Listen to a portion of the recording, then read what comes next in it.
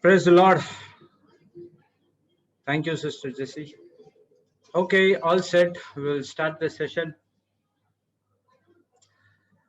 Thank you, Abba Father. Thank you, Jesus. Thank you, Holy Spirit, for the wonderful session we had today morning. Thank you, Lord, for the amazing teaching given by Brother Sudhir with the help of the Holy Spirit. We believe that teaching made us a clear picture of what is prayer all about.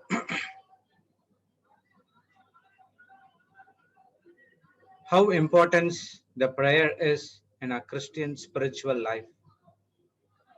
We saw an example of King David, Saint Paul, or any other prophets, or even our Lord Jesus Christ himself in the New Testament.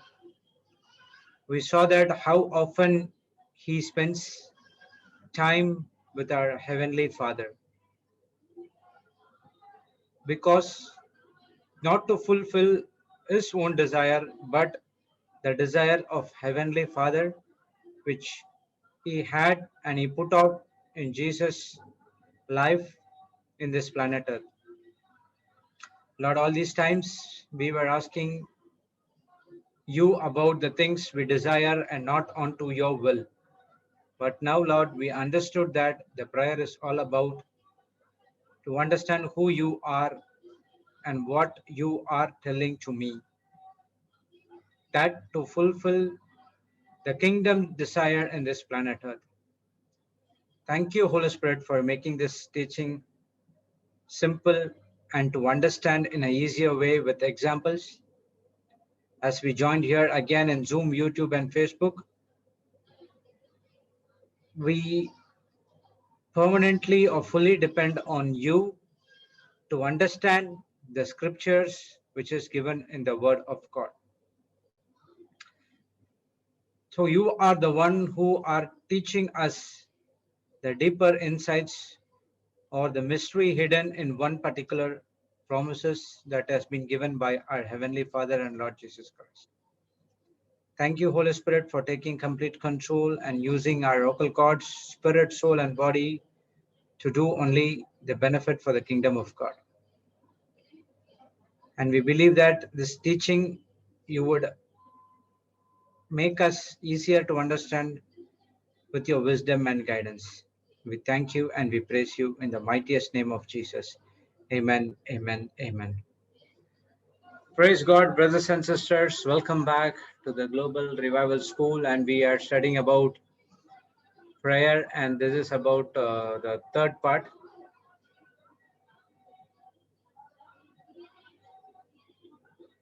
Okay, anyone want to share any testimonies or experience or what Jesus did or God did, your experience on the prayer life, or have any doubts?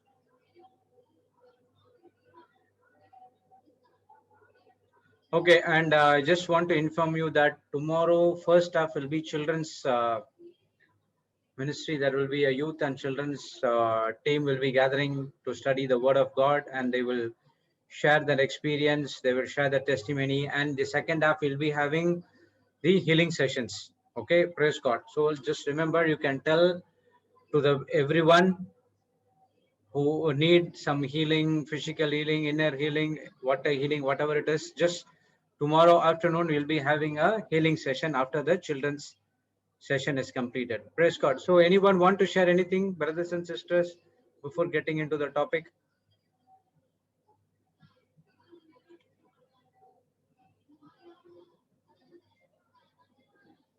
Okay, praise God. So we'll continue with what we studied last week, revision. So we were seeing about the blasphemy against the Spirit, that is to consistently rejecting Jesus. So we'll see some of the verses where the people who came against the Jesus, as well as at that point of time there's no Holy Spirit, and now he is talking, Holy Spirit was there, but Jesus was doing all this work. But this, if you're rejecting Holy Spirit, we are rejecting Jesus. Praise God. So first we learn about John 15:26. Holy Spirit will testify about our Lord Jesus Christ. So if you want, you can put the scripture. I'm not going to look on more onto it. Praise God. John 15:26. Here, Holy Spirit will testify about Lord Jesus Christ. You can put the scripture, sister. Or else I read.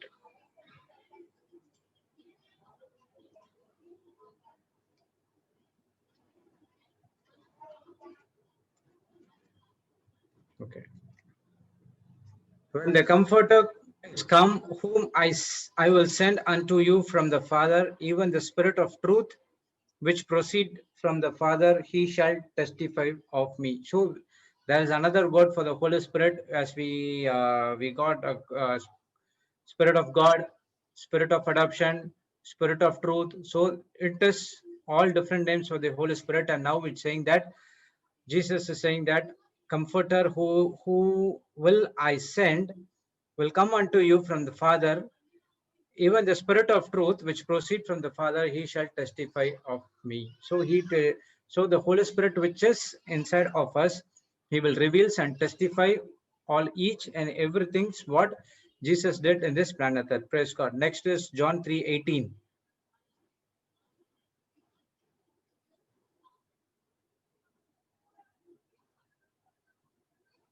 And next you can take Matthew 12:31 and 24. Praise God. He who believes in him is not condemned, but he who does not believe is condemned already, because he has not believed in the name of the only begotten Son. Praise God. So now again other words, John is saying that, Jesus is saying that through John, who believes in him, that who a person who believes in Lord Jesus Christ, he is not condemned. But who does not believe in Lord Jesus Christ, he is already condemned, and is not believed in the name of our only begotten Son. So we know that unless and until we believe Jesus Christ, we will not be able to believe on the works as he's done. And if we don't believe on these things, we also don't believe on the Holy Spirit as well. Praise God. So this is an against some other things which is coming, what we are rejecting Jesus. Next is Matthew 12:31. Wherefore I say unto you, all manner of sin and blasphemy shall be forgiven unto me, but the blasphemy against the Holy Ghost shall not be forgiven unto men. Praise God. So any type of sin will be forgiven, but people who are rejecting Lord Jesus Christ or rejecting our Holy Spirit or speaking something bad about Holy Spirit will not be forgiven, because they are rejecting Jesus himself. So that's what this verse says. And 24, Matthew 12:24. So in that you can see that Jesus casting the devil out of the person, but the Pharisees rejecting him because they say that he is casting with the evil spirit called Beelzebub, I think. Praise God. So he's telling about that one. Yes. But the Pharisees heard it. They said that this fellow, see, even they didn't say that Jesus, okay. They say this fellow do not cast out devils, but Beelzebub, the prince of devils. So he is using the devils to cast out the devils. Praise God. You know that it cannot be done, because the evil spirit cannot cast out the evil spirit. We know that, right? Praise God. So even there also the Pharisees are rejecting Jesus. And next one, Mark 3:23. So our sins are forgiven. That is the same in Matthew 12:24. Mark 3:23 and 3:28.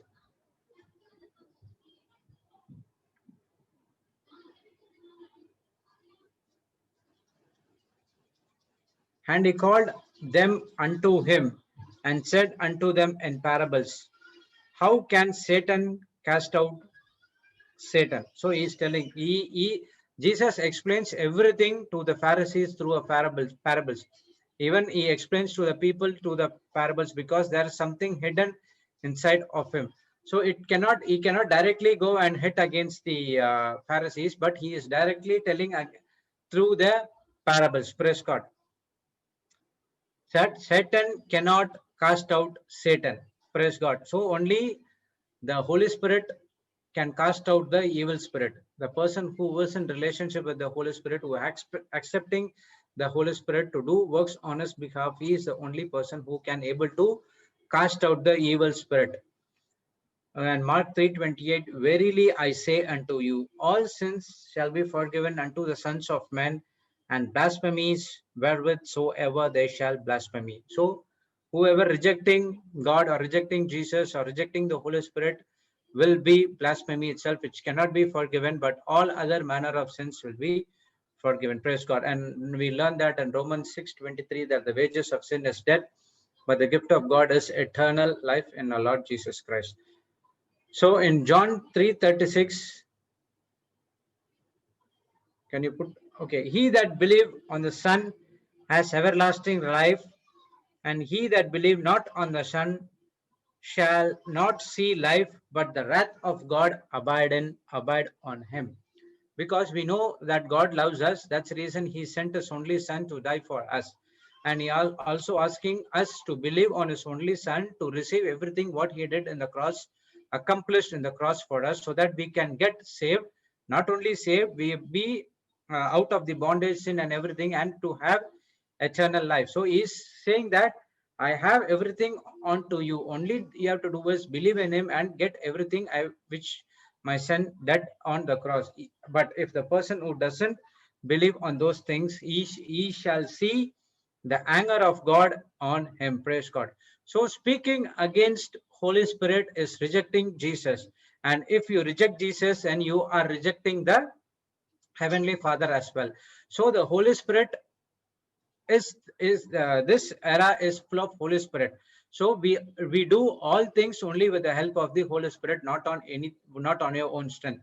When you believe the Holy Spirit, when you believe on Jesus, and then you have been inherited on the Heavenly Father. If not, you are foregoing, or you are a blessing blocker for anything which has been Jesus or Heavenly Father has already done for us. As brother said today morning, if tomorrow is judgment day, if you believe in the Holy Spirit and Lord Jesus Christ and what he did for us, you would not be worried about anything. So you will be happy and you will be joyful, and you go everywhere. Tomorrow is my judgment day. I'm going to meet my Lord Jesus Christ. I'm going to join him in the eternal life. But a person who rejected the Holy Spirit, he is rejecting Jesus and rejecting God.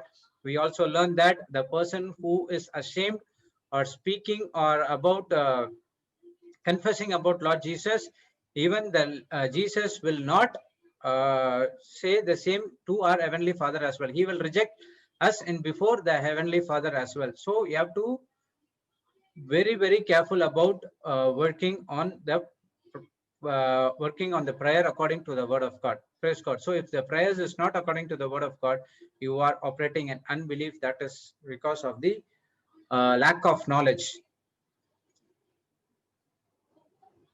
So this unpardonable sin is about avoiding it after resurrection. That is what now we are in the era of unpardonable sin, where we are rejecting the Holy Spirit. Yes, even I was rejecting the Holy Spirit.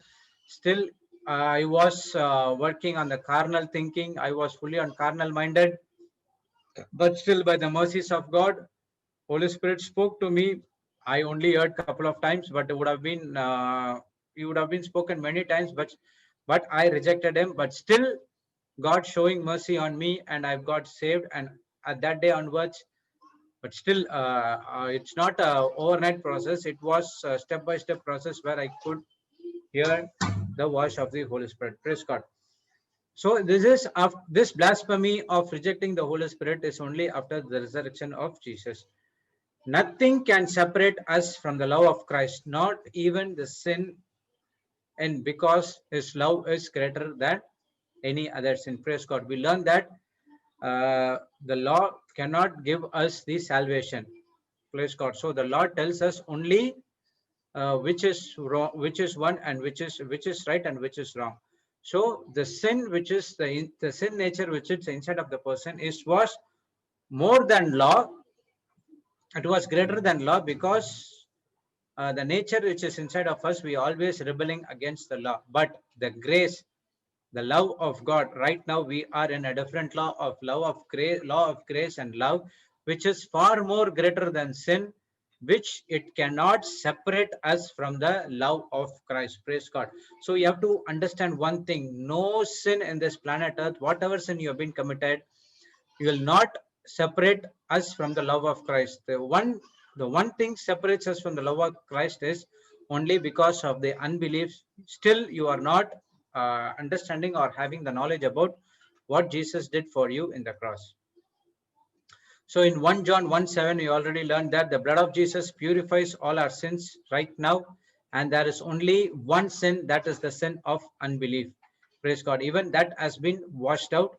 And now you are full of belief on love Christ Jesus. Praise God. So if you are doing the sin again and again and again, you are operating in unbelief and you are not taking the grace what God has given to us as a free gift, but you are taking the grace as a take it for granted. Okay, praise God. And in John 16:8-11, that is the ministry of the Holy Spirit. We learned in the global retreat as well. So the works of the Holy Spirit right now, if a person who accepts the Holy Spirit, who do according to the works of the Holy Spirit comes us to do only the ministry of the Holy Spirit, only three things. One is reminding of sin. That is, we can learn in John 16:8-11. Second one is righteousness, and third one is judgment. So we don't want to get into most of these things. Okay. And when he has come, he will convict the world of sin and of righteousness and of judgment. So he has come. That he is talking about the Holy Spirit. Praise God. So when the Holy Spirit comes into you, into us, or into the everyone in this planet Earth, he tells only three things. First thing is reminding of sin. And what is that one sin is all about? Unbelief. Praise God. So he convicts about the unbelief which is inside your heart. The next one is saying about the righteousness. It doesn't say about your wrong thing, reminds about the righteousness, who you are in Lord, who you are in Christ Jesus, and what Heavenly Father is saying about you. I am the righteousness of Lord of God in Christ Jesus. So he reminds about the righteousness. By the works of our Lord Jesus Christ, we have been saved from the sinful nature and from the all lawless deeds and all other wrong things which have been committed before. Praise God. And the third one is about the judgment. That is, Satan has already been judged. You don't need to worry about Satan. Only thing you need to just use the word of God to cast him out. Praise God. So he reminds about the unbelief. He reminds about we are righteousness of God through Christ Jesus, and Satan is already judged and defeated. You don't need to worry about him. You have already won, and you have to fight from the victory standpoint. Praise God. So this is what the ministry of Holy Spirit. So in Acts 4:12, it says about the salvation. Nor is there salvation in any other, for there is no other name under heaven given among men by which we must be saved. Praise God. So it says that there is no other salvation in this planet Earth. We learned that there is only, Paul was saying that there's only one gospel, that is the gospel of Christ. That is the only one gospel which is present in this planet Earth. There is no other gospel to believe on. As the same way, there is only one person who can give you the salvation. That is the name above all name, that is Lord Jesus Christ. Praise God. Under him, heaven given among the men which we must be saved. So believers in Christ have been forgiven of all sins. Salvation plan is fulfilled. Eternal life is available for us. Only thing is, we have to get into the word of God, and we need to believe in the name of our Lord Jesus Christ. Only from there you can get the salvation for us. Praise God. As believers, we can never be in that position of blaspheming against the Holy Spirit. So when you believe in the Holy Spirit, when you believe on the works of Lord Jesus Christ, there is no way you can reject, or there is no way you can speak something wrong against Holy Spirit. Even though if you were able to speak something rejecting Jesus or something actions you want to commit, please shut your mouth. Only through the words the action has been started. Always ask the Holy Spirit to help you. He will guide you in the right path. None of us can come to that stage where we believe the Spirit of Jesus is an evil spirit. So when you believe in the Lord Jesus Christ, you cannot speak something against the Holy Spirit. And the same way, you cannot believe that we will not be able to believe that the Spirit of Jesus is an evil spirit. Yesterday, we learned that a person who has an evil spirit will not confess that Jesus Christ is my Lord, God, and Savior. So we demonstrated many a times. Papa Johnson would ask the evil persons to say, they won't say. We remember that the video Papa shared that in Kuwait, there was a girl who was afflicted by the evil spirit. The initial time, Papa was saying that this is the blood of Jesus to drink it, but she never drink it. That is the evil spirit is all about. The evil spirit will not drink the blood of Jesus, and the same thing they will not confess that Jesus Christ is our Lord, God, and Savior, because for them the Lord is different. So a person who is led by the Spirit of Jesus, it is the Holy Spirit for sure. So there's no way of rejecting it. Even the same, the scriptures also says the same thing. Praise God. So the Hebrews 8:12 is the answer for the people who are thinking about your previous sins which you have been committed. Still you are remembering those things.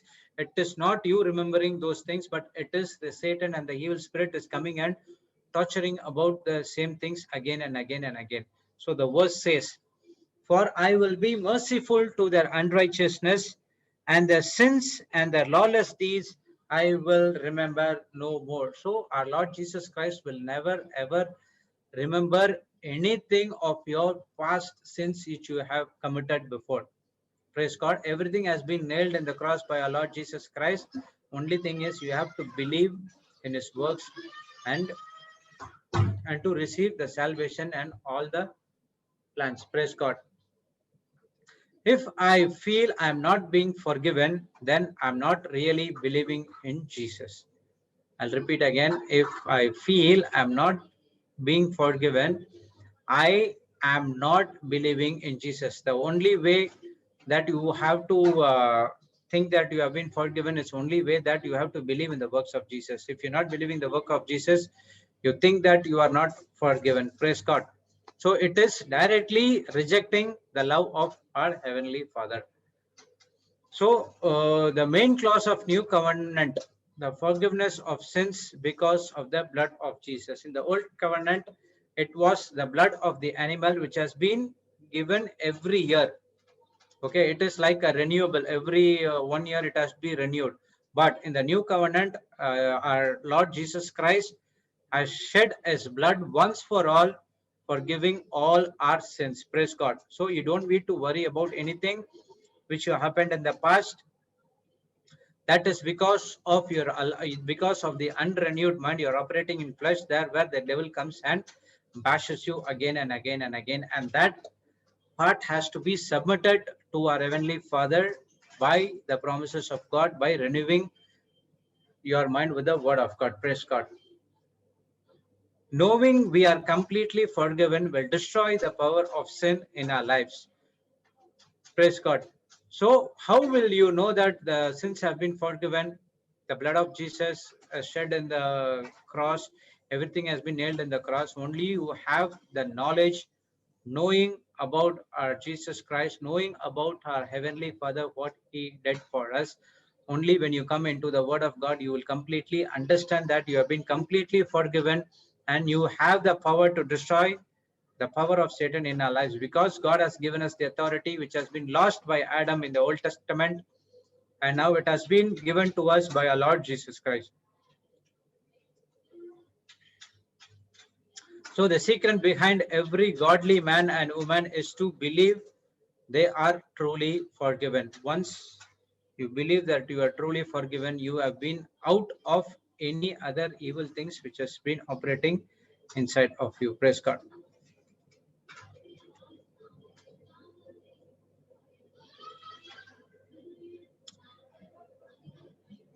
Do you want to start, brother?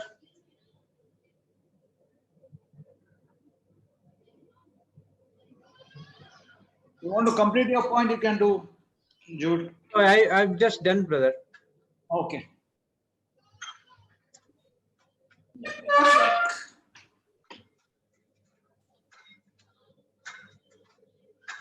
Okay, all welcome back. Whichever part of the world you are in. So whom do we have with us today? Sister Jocelyn was there. Sister Antoinette's there. Oh, Antoinette is there today. Yes, Sister, you said that your question will be clear, so maybe she heard. Praise God. Okay. Yeah, Jesse is also here. All right. So we'll continue. Yes, brother. All right. So thank you, Jude, for the recap of last week. I guess it will continue in case I finish early. Yeah, no problem. Okay. Okay. So we are talking about prayer, right? Yes. I hope that whatever I said in the morning session, it all made sense, and we'll continue with the same.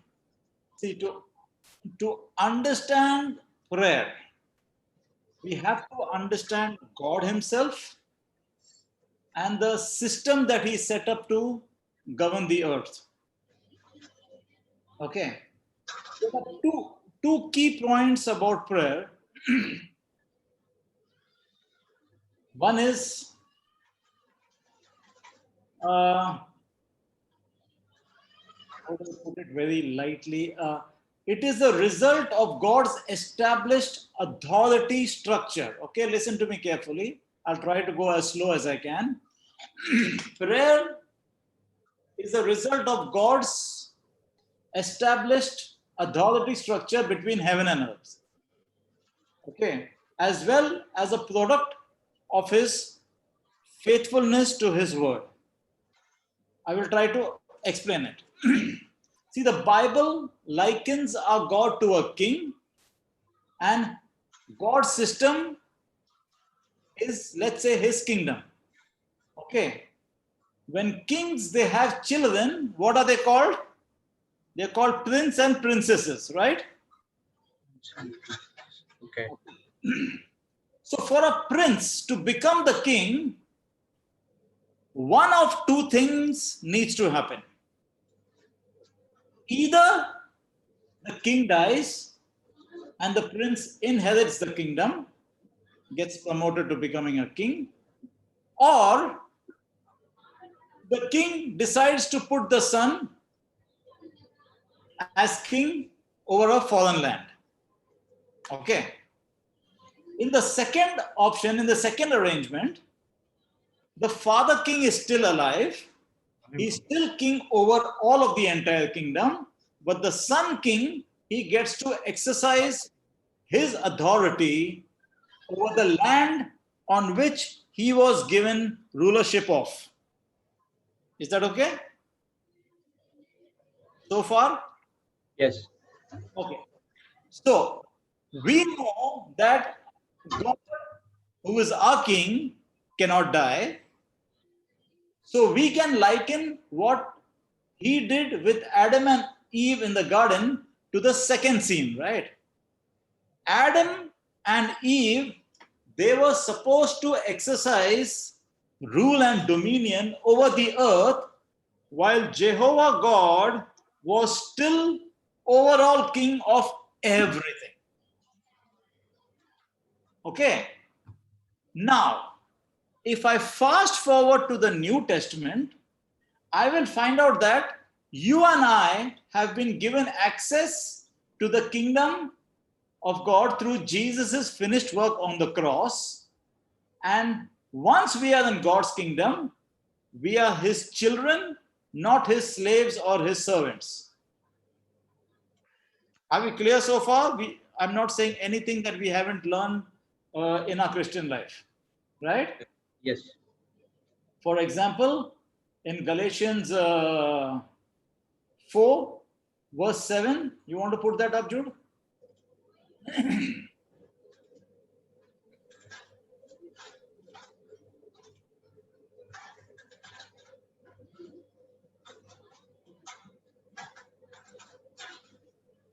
Wherefore thou art no more a servant, but a son. And if a son, then an heir of God through Christ. Okay, so this is just to prove to you that we are his children. We are not slaves or servants anymore. So that is why Paul is saying to the Galatians out here, you are no longer a slave, but God's own child. And since you are his child, God has made you his heir. All right.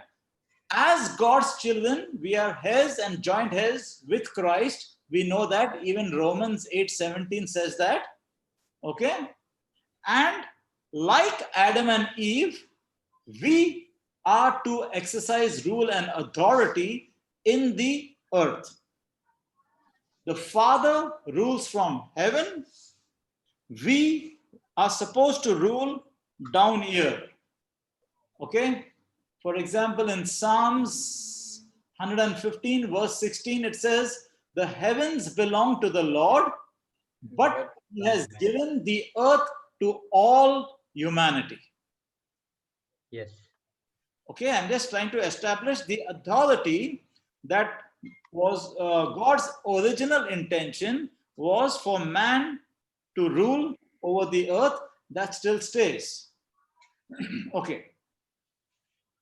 So the second, sorry, one sec.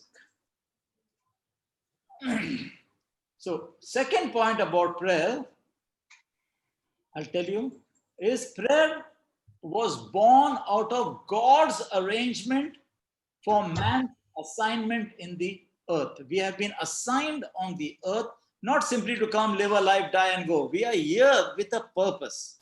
There is an assignment given to man. Since earth was given to man, God respects that arrangement enough to actually work through man when he wants to accomplish things in the earth. Please understand this. I'm going slow. Man has been put on the earth to rule over this place. And even though God is sovereign, he has chosen to operate in the earth through man. Sorry. Okay? Through man. So, now God is so committed to this that when he wanted to operate without the cooperation of man, that means he wanted to have unrestricted access to earth, he himself came as a man. You're getting my point? Yes. He himself came to earth. Jesus came to earth as a man. Okay, you will find a lot of times, a lot of people, they experience this, that suddenly they get up in the middle of the night and they're asked to pray for somebody. They feel this intense desire to pray for somebody. It's not that God doesn't want you to sleep, but it is like, he has set up this system and he chooses to operate through humans in the earth. And then if there's a need, he wants to get established in the earth, he might use one of us as humans who will perform his desires in the earth. So he does it in cooperation with those whom he has given the earth realm to. All right, I'm just putting an outline. There's an 18th century theologian. His name was John Wesley. After careful prayer and study, he came to the conclusion that God does nothing except in answer to prayer. We'll explain. See, once again, I am not here to tell you that God cannot do whatever he chooses. Sorry, I will never say that. God is God. God is sovereign. He can do whatever he wants. He's able to do whatever he wants. Okay? But Yes. from what we can understand from scriptures, it seems like he chooses to operate in the earth with the cooperation of man. Man. Okay? God chooses to operate in the earth with the cooperation of man, which is where prayer comes in.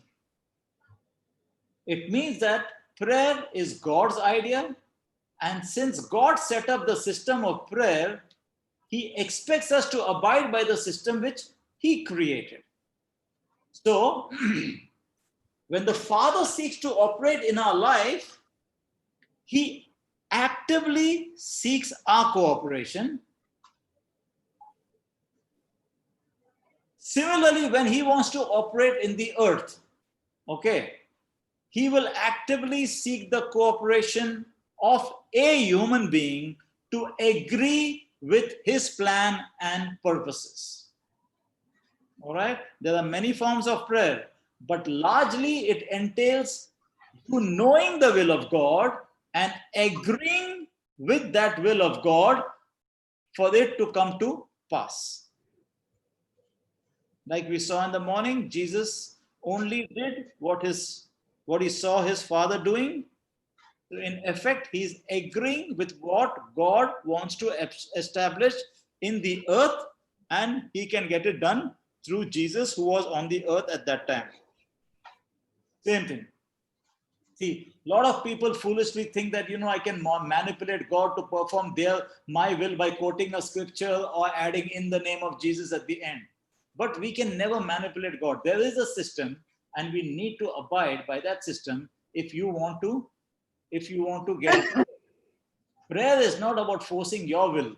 It is about finding what is the will of God and agreeing with it. You find out what is the will of God and agree with it. Anyway,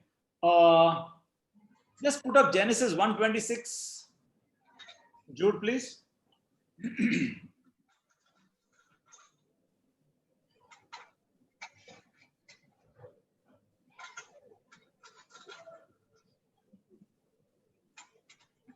And God said, let us make man in our image, after our likeness, and let them have dominion over the fish of the sea, and over the fowl of the air, and over the cattle, and over all earth, and over every creeping thing that creepeth upon the earth.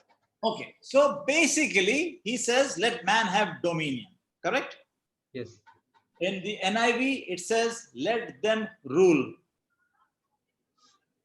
Okay, let us make man in us. So that was the original intent, and it is still the intent for us to rule here, to have dominion here on the earth. The key words are let them rule. This is where God established the relationship with God and man in the earth. So he basically placed man in the earth for the man to have to dominate it and to rule it. Okay? So one of the key aspects of prayer is the fact that we are humans. We are born on this earth. We are placed here by God to exercise kingdom dominion, power, and authority over it. Okay? We need to remember that we were created in the image and the likeness of God. And as God's representative here on this planet, man is supposed to rule on the earth, have dominion over here. Okay? Praise God. This teaches us that, number one, God gave man, that is humankind, the legal right and the authority to operate in the earth. In effect, man became the legal steward of the earth's domain. Right? Second point, we already know that man is a spirit, that he, male and female, possesses a soul. He lives in a physical body. Man's physical body is his connection to the earth realm. He communicates with this world through his 5 physical senses. We already know this, right? Brother has taught spirit, soul, and body many times. Yes. Again, God also put his spirit down inside of man. The Holy Spirit was man's direct connection with the Father. So, with the body, man communicated with the earth, and with his spirit, through the Holy Spirit, he communicated with heaven. In this way, man was capable of bringing both realms together, and God's desire to see heaven on earth was made possible. Clear so far? Yes. Okay. So the system that God set up is a system where humans rule the earth, but heaven influences the earth through humans who are being led by the Holy Spirit. Picture this again, please. We are here on this earth to rule it, to have dominion. Okay, so the system is we are here to rule it, but heaven has overall influence. Okay, and that is through humans who are being led by the Holy Spirit. Am I clear so far? Okay. Now, God is so committed to this system that when he wanted to freely operate in the earth without having to seek the cooperation of a human, he submitted himself to his own law and he came as a human himself. All right? So Adam was supposed to extend heaven to earth, but Adam fell. So God, who is a spirit, came to earth. He lived within a physical body, so he could demonstrate what it looks like for a human to be the earthly conduit of the divine. Okay? Now, we have seen that Jesus is not just an example for us, but Jesus is an example of us. He lived as one of us. In a way, he's trying to say, this is the way Adam should have done it. This is the way you should be doing it. Okay? And his life on earth shows us what it looks for a human on the earth to live completely in sync with heaven. That's our role. We are supposed to live in sync with heaven. Okay? I hope I've made myself clear till there. Yes. Okay. Now, because we are the only ones who possess the body here on earth, both God and Satan actively seek the agreement and the cooperation of humans to operate in the earth. Remember, it's a system set up by God. Once again, I am not saying that God cannot do whatever he wants to do, but it is a system he put in place and he likes to abide by whatever he puts in place. All right? So, both God and Satan will actively seek the agreement and the cooperation of humans to operate in the earth. For either God to operate in this earth or for Satan to operate in our lives, we have to cooperate with them. Okay? You have to choose whom you will decide to cooperate with, either with Satan or with God, to have God to make his will established here on earth, or like you see, unknowingly, a lot of people are cooperating with Satan and his agenda. Anyway, we are believers. When we speak words of faith that line up with God's will, words that will line up with God's will, from a believing heart, then we are aligning with God. You get the picture? Praise God. Yes. as humans, when we speak words of faith, what are words of faith? What we speak from the word of God, or words that line up with God's will. And when we speak these words from a believing heart, okay, from a believing heart, then we are aligning with God. On the other side, if we speak words of fear, words that align with Satan's will, from a believing heart again, in that case, we are aligning with the enemy. Either way, you are going to have what you say. Words. Okay? Understand this. Spirits external to the physical body, they don't have a legal right to operate in the earth realm. This is why you will find Satan and his demons, they actively seek to possess humans. And many have consciously or subconsciously welcomed evil spirits to possess them, to possess their bodies. But God, on the other hand, God, He freely offers to live inside every human who will accept Jesus as Lord. Lord God and Savior. Awesome? Yes. Once, when we are born again, God's precious Holy Spirit takes up residence in us. Once we are born again, God's desire is that we learn to be led by the Holy Spirit in all things.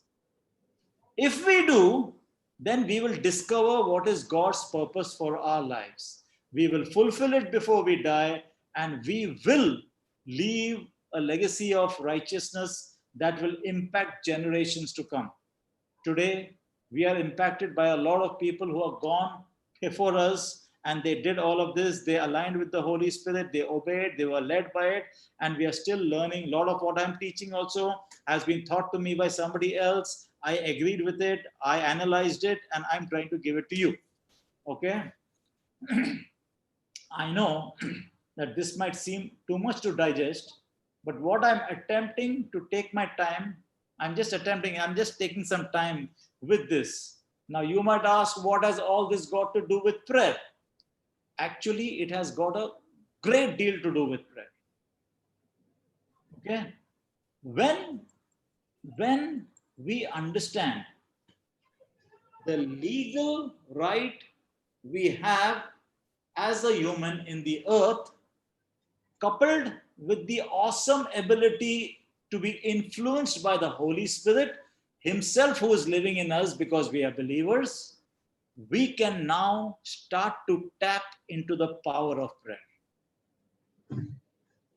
When we get this revelation that I am here to rule, I am having a legal right as a representative of God in heaven to be here on earth, and I have the Holy Spirit who will lead me, who will guide me, who is inside of me, because I have placed my faith in Jesus Christ. Now I can tap into the power of prayer. If you can get this revelation, you will want to pray, because you will understand that as much as you need God, God needs you. How good that the God of the entire universe is making us that important. Because He needs our cooperation to do it. Correct. I mean, if I look, God doesn't wait, but He established a system that way, and He is just. He abides by that system. Of course, He's got to do whatever He pleases. But I'm saying that this is what He has kept as a system, and He is just, and He abides by this system. But it amazes me to think that He would give me this kind of importance, that I play an active role on this domain in the earth. Okay? That He says, I need you in some respect to have my will established here on earth. How good is that? Praise God. Okay. Yes. So, if I have all of that, then the Father is looking for people to pray in the earth, that is to agree with His will, so that He can perform whatever He desires to do in the earthly realm. Are you getting the point? Yes. Again, I will never say that God can't do whatever He wants without prayer. But if you look into Scripture, whatever we can see in the Scripture, it surely seems like He chooses to perform His will with the cooperation of humans. And this is a major aspect of prayer. Our willingness to pray, to establish God's will here on earth. Okay? And since speaking faith-filled words is a form of prayer, I hope we can all see how important our words are. Throughout the Bible, there's a lot of emphasis on the way we use words, right? Yes. So it's like God and His angels, they are paying attention to every word that comes out of our mouths. Basically, they are looking for faith in the earth. Then shouldn't we also be paying attention to the words as well? We need to speak the word only. So, what does this mean? Slowly. God is counting on us to pray. Prayer is what happens when a human on the earth agrees with God's kingdom plans and purposes for them to be accomplished in the earth. As we cooperate, He is able to freely operate in this world. And this is how we get on earth as it is in heaven. All right? So, if I say in other words, prayer is earthly license for heavenly interference. Right? It is, prayer is man exercising his legal authority in the earth to invoke heaven's influence on this planet. Whatever God wants to do, He wants to do it through us. And that's where our prayer comes. Okay. Prayer is the creation getting the Creator involved in any given situation. And prayer is exercised by speaking words of faith coming out of a believing heart. Therefore, words are very important to God. He has angels that are literally hanging on every word we speak. If our words are that important to God and His angels, our words should be as important to us. Never allow a negative word to come out of your mouth. Speak the word only. Okay? Speak the word only. Be ready to pray at any time, and we will discuss prayer in detail, but know the system, know why. And for example, in Luke 18, the first verse itself, Jesus told His disciples a parable to show them that they should always pray and not give up. I believe that most people might not be praying because they have not had very good experiences with prayer. See, because the human spirit, I'm not talking the Holy Spirit, the human spirit hates failures and disappointments. Whenever you pray and you believe that you're not getting the results, you equate it to a failure. You say, oh man, this doesn't work. Right? It's like you put coins in a vending machine and what you paid for is not coming out. I put a coin for the Coke is not coming out. Right? I might stand, machine's gone bad, I must stand in front of it, I put my coin, I'm hitting it, I'm kicking it, whatever happening it, okay? I'm using all kind of words, but nothing is coming out. So I get frustrated and I just leave and I decide I will never use this again. Right? Okay, this is how many believers might feel about prayer. It's like we are putting prayer coins in the prayer closet and we are getting too few satisfying answers to show for it. So we will go through this entire series of prayer to see how we can change that thought process. I'm not saying you have it. I'm just saying in general, it prevails. Okay. So Jesus basically taught us that we should pray and we should not give up. We should never get so frustrated that we throw in the towel on our prayers or that we give up the practice of praying altogether. Again, I like what Dr. Miles Monroe, I was going through his thing, was he said that prayer is the vehicle by which we are meant to commune with the invisible God. It is the medium through which our spirit is intended to affect and be affected by the will and the purpose of the divine creator. Our spirit yearns to spend time with the Father in prayer.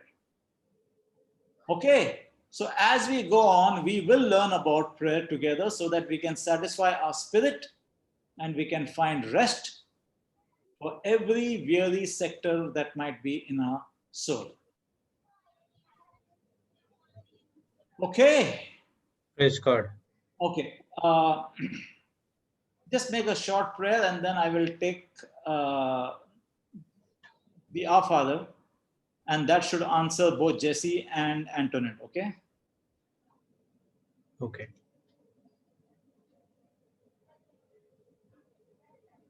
Father, we are completely open to you, Father. I declare that our past failures and our past experiences with prayer will not keep us from our future success.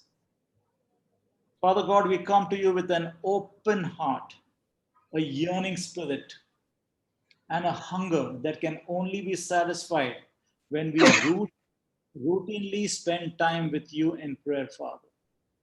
I declare, Father, by faith that prayer shall be the vehicle through which my relationship with you is revitalized forever. As I learn to commune with you in prayer, we thank you that you take the time to commune with us as well. And I declare that the results will be amazing. Father, we thank you that you choose to operate through us here in this domain, earthly domain. What an awesome privilege, Lord, that you have given us such importance. You are God and you can choose to do whatever you want, but you choose to operate through me. Thank you for this honor, Father.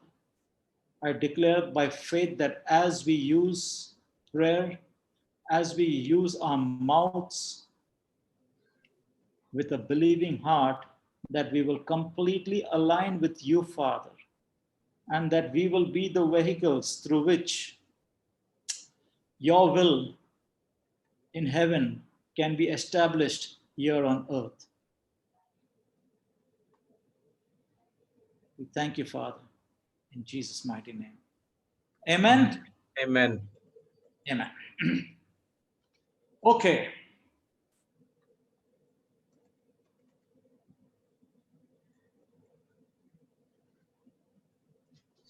Okay, I am taking this based on the questions asked asked by Antoinette and by Chessie. I hope they are both online. Yes. Yes, I'm here, brother. Great. So I will need everybody who is online to pay attention, and we will go through the model prayer, or what a lot of people call the Lord's Prayer. And I believe by the end of it all, both the questions should get answered. Okay? Because for me also, these were questions, to be honest with you. But whenever I see something as a definite thing in the Bible, a lot of it, like last time we saw that we have all these scriptures that says I'm completely forgiven, and then we have this one or two scriptures that seems to slightly contradict it, then I need to know in my spirit that those scriptures have a different meaning. Okay, I need to know. I can't like discount, I discredit everything else that I read as the truth in the Word of God, just because now something seemingly is contradicting what I came to know as the truth. All right. Yes. Similarly in this, okay, I've been a questioner all my life. That is why I went digging. I do a lot of that. And then I filter it down. And when I sit with the Holy Spirit, I get what I keep to myself. And most of that I'm trying to share with you. Okay. Now, let me take a sip because this might challenge whatever we have believed in the past.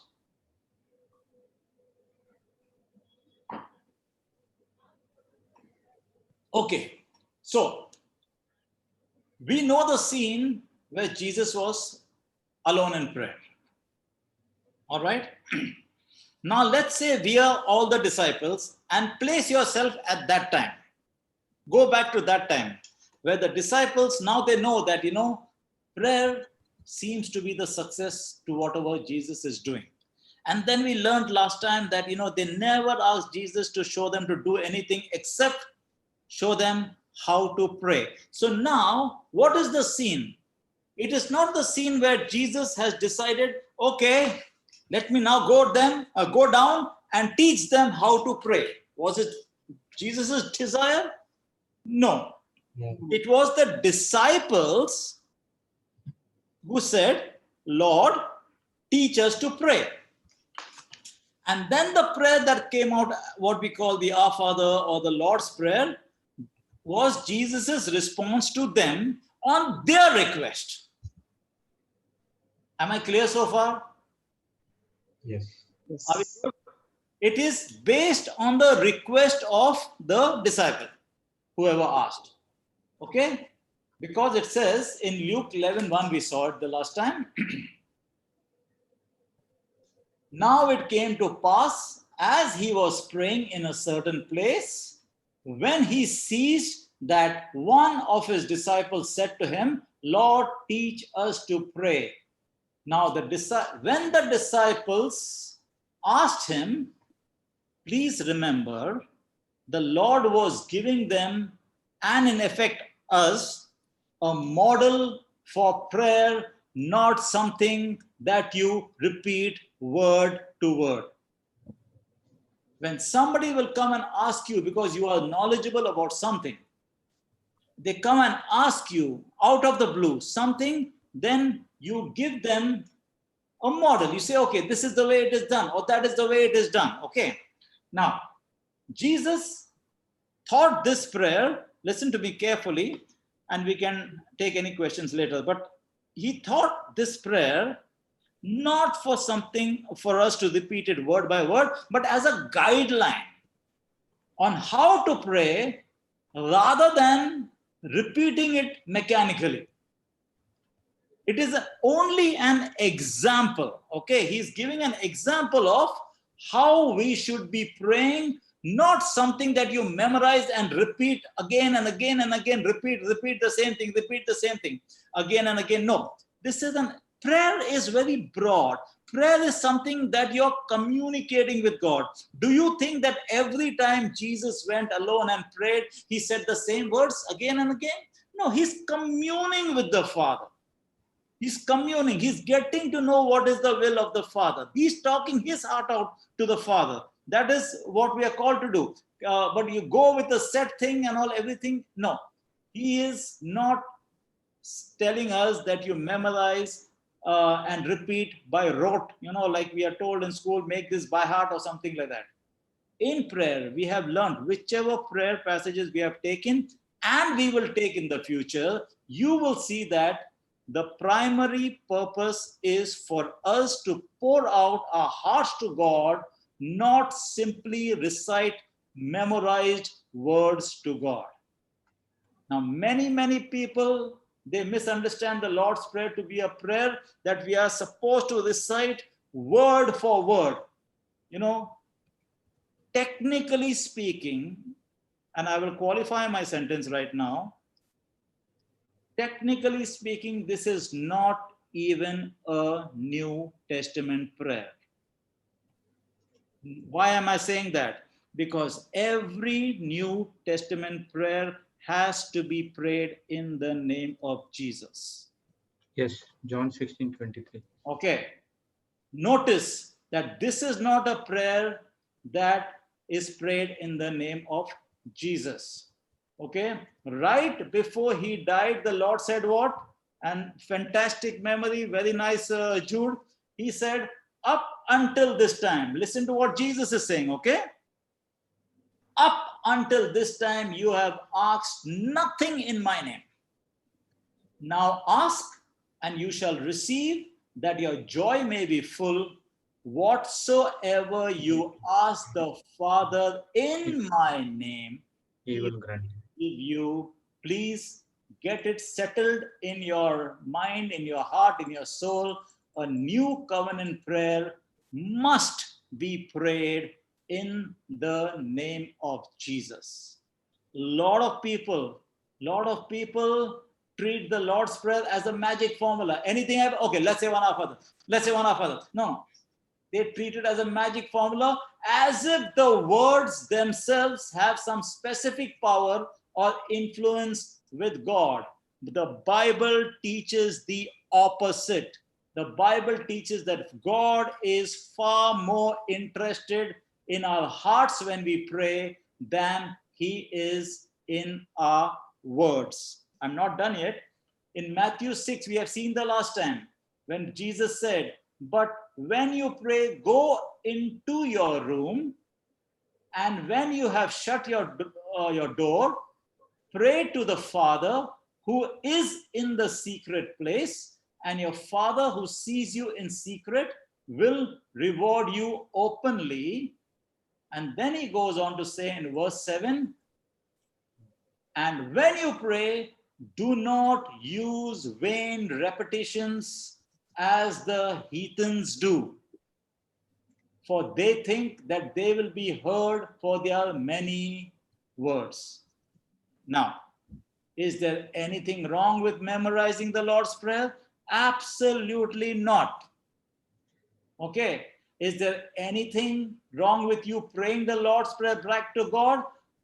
No, not if your heart is in it and you truly mean whatever words you're going to say. Okay, but remember, as we dissect this prayer, remember, in prayer, God is far more interested in us communicating with him and speaking from our hearts than he is in the specific words that we use. Okay? For example, in Philippians 4, 6-7, very common. What does Paul say? Do not be anxious about anything, but in everything by prayer and supplication with thanksgiving, let your requests be known to God, and the peace of God which surpasses all understanding will guard your hearts and your minds in Christ Jesus. Okay, so the Lord's Prayer should be understood as an example, as a pattern of how to pray. Basically, it is giving you ingredients that should go inside a prayer, that should go into a prayer. Okay, Jesus was communicating scriptural principles through this model prayer. Okay, let us look at this prayer, okay, through a purely scriptural viewpoint, and let's see if we can clear any misconceptions that must have been passed down over the years, over generations.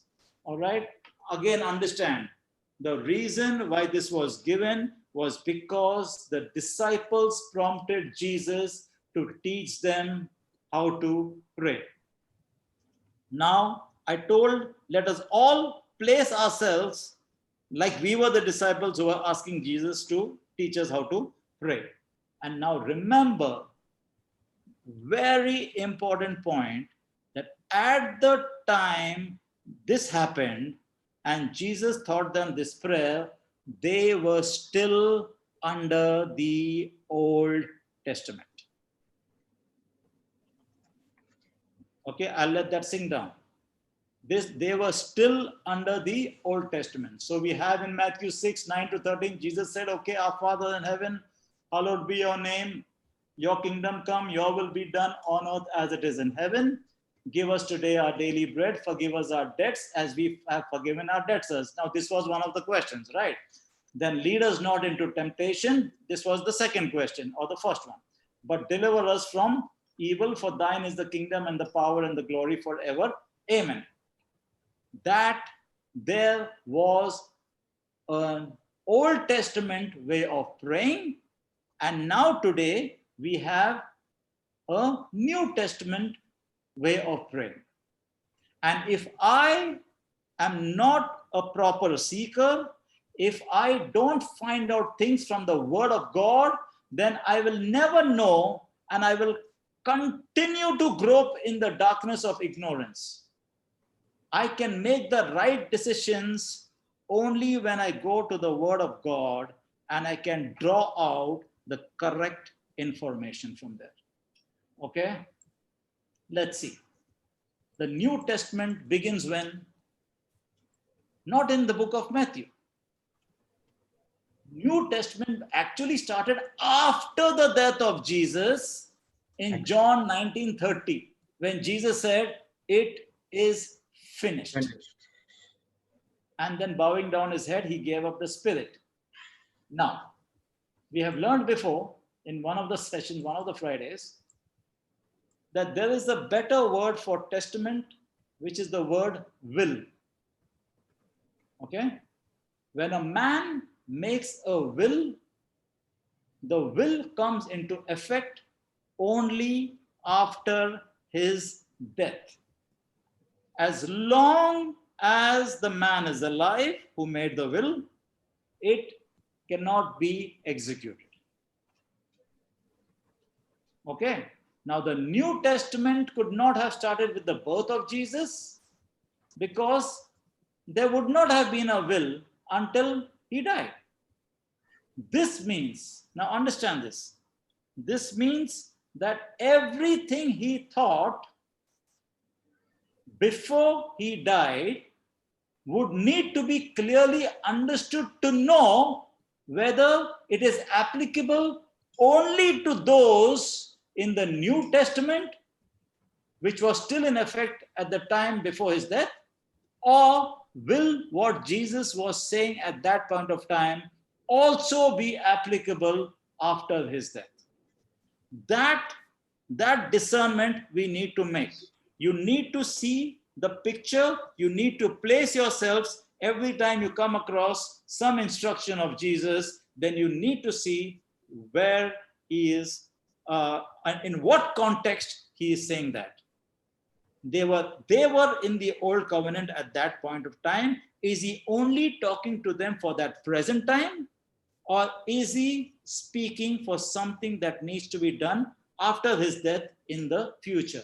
I would suggest that every time you read something like this, please look at the entire context in which it has been said.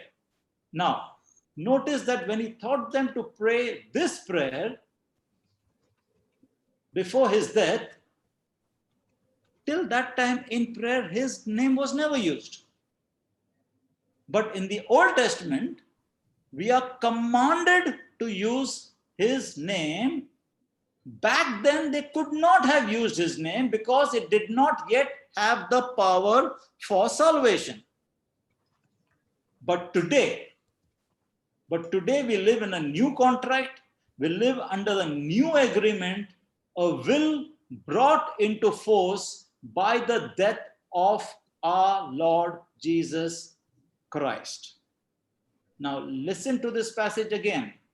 Jesus himself said in John 16, you want to put that up? John 16, 23 and 24.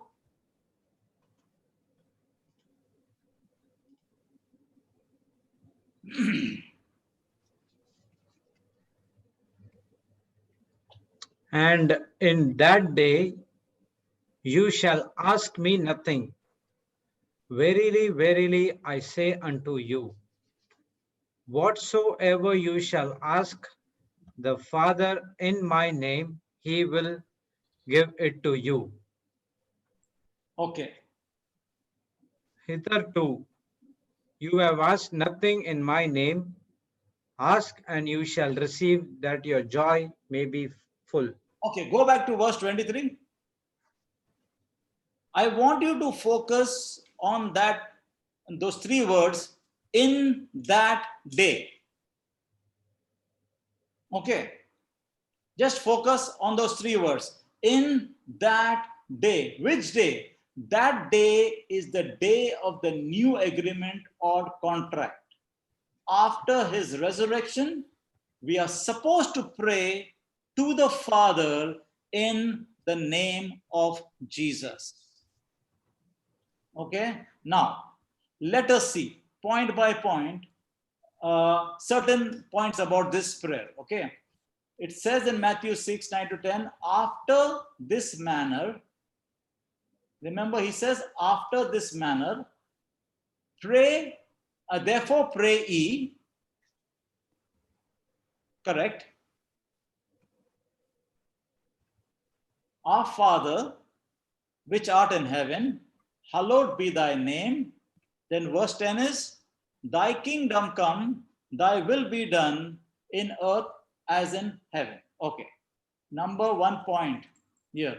It is just a pattern he is giving us. Okay. Help. 1 sec. What did Jesus say here? After this manner, therefore, pray ye.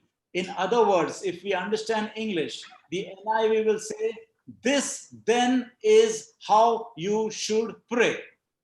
If you look at the NLT, it says, pray like this. It's giving a suggestion. It's giving you a pattern. Okay. In NKJV, it will say, in this manner, therefore, pray.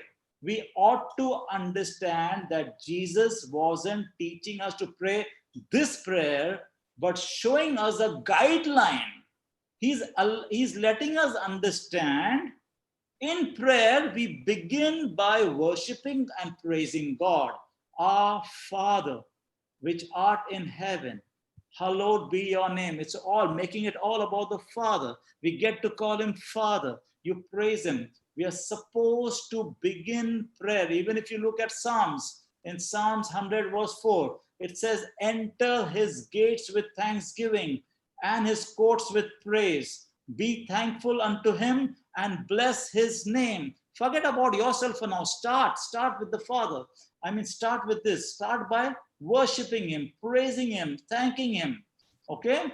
So we basically begin our prayer by acknowledging our special relationship to God as our Father. Today, every New Testament believer has a close and intimate personal relationship with God that supersedes the very best of what Old Testament saints had. Nobody in the Old Covenant had the kind of relationship that we have today with the Father because of Jesus. Okay? Now let's say, then he says, thy kingdom come in verse 10. Right? At the time Jesus taught his disciples to pray this prayer, obviously the kingdom hadn't come yet. So he prayed, thy kingdom come, but we are in his kingdom today, which means his kingdom has already come now. If you go to Colossians 1, verse 13, you know that Paul says he has delivered us from the power of darkness and he has translated us into the kingdom of his dear son. We are in his kingdom. So if I'm in his kingdom, how can I pray, thy kingdom come?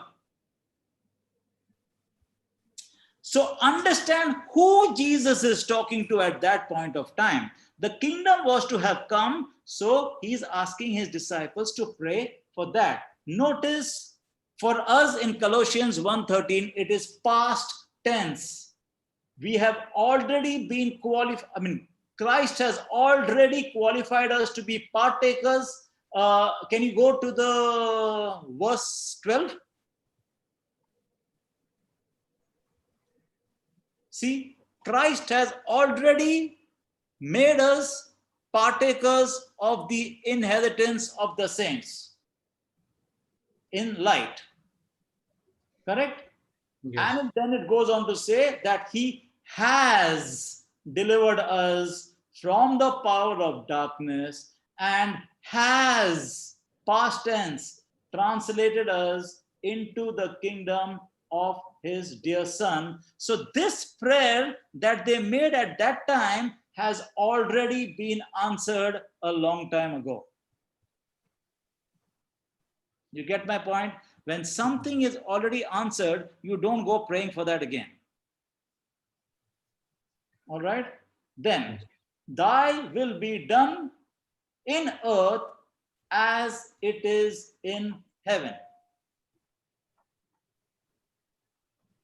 Right?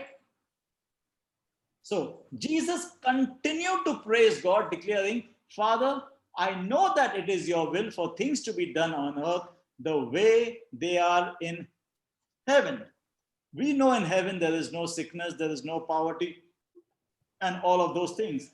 It is not the will of the Father for us to be sick or poor or anything out here in the earth. Okay?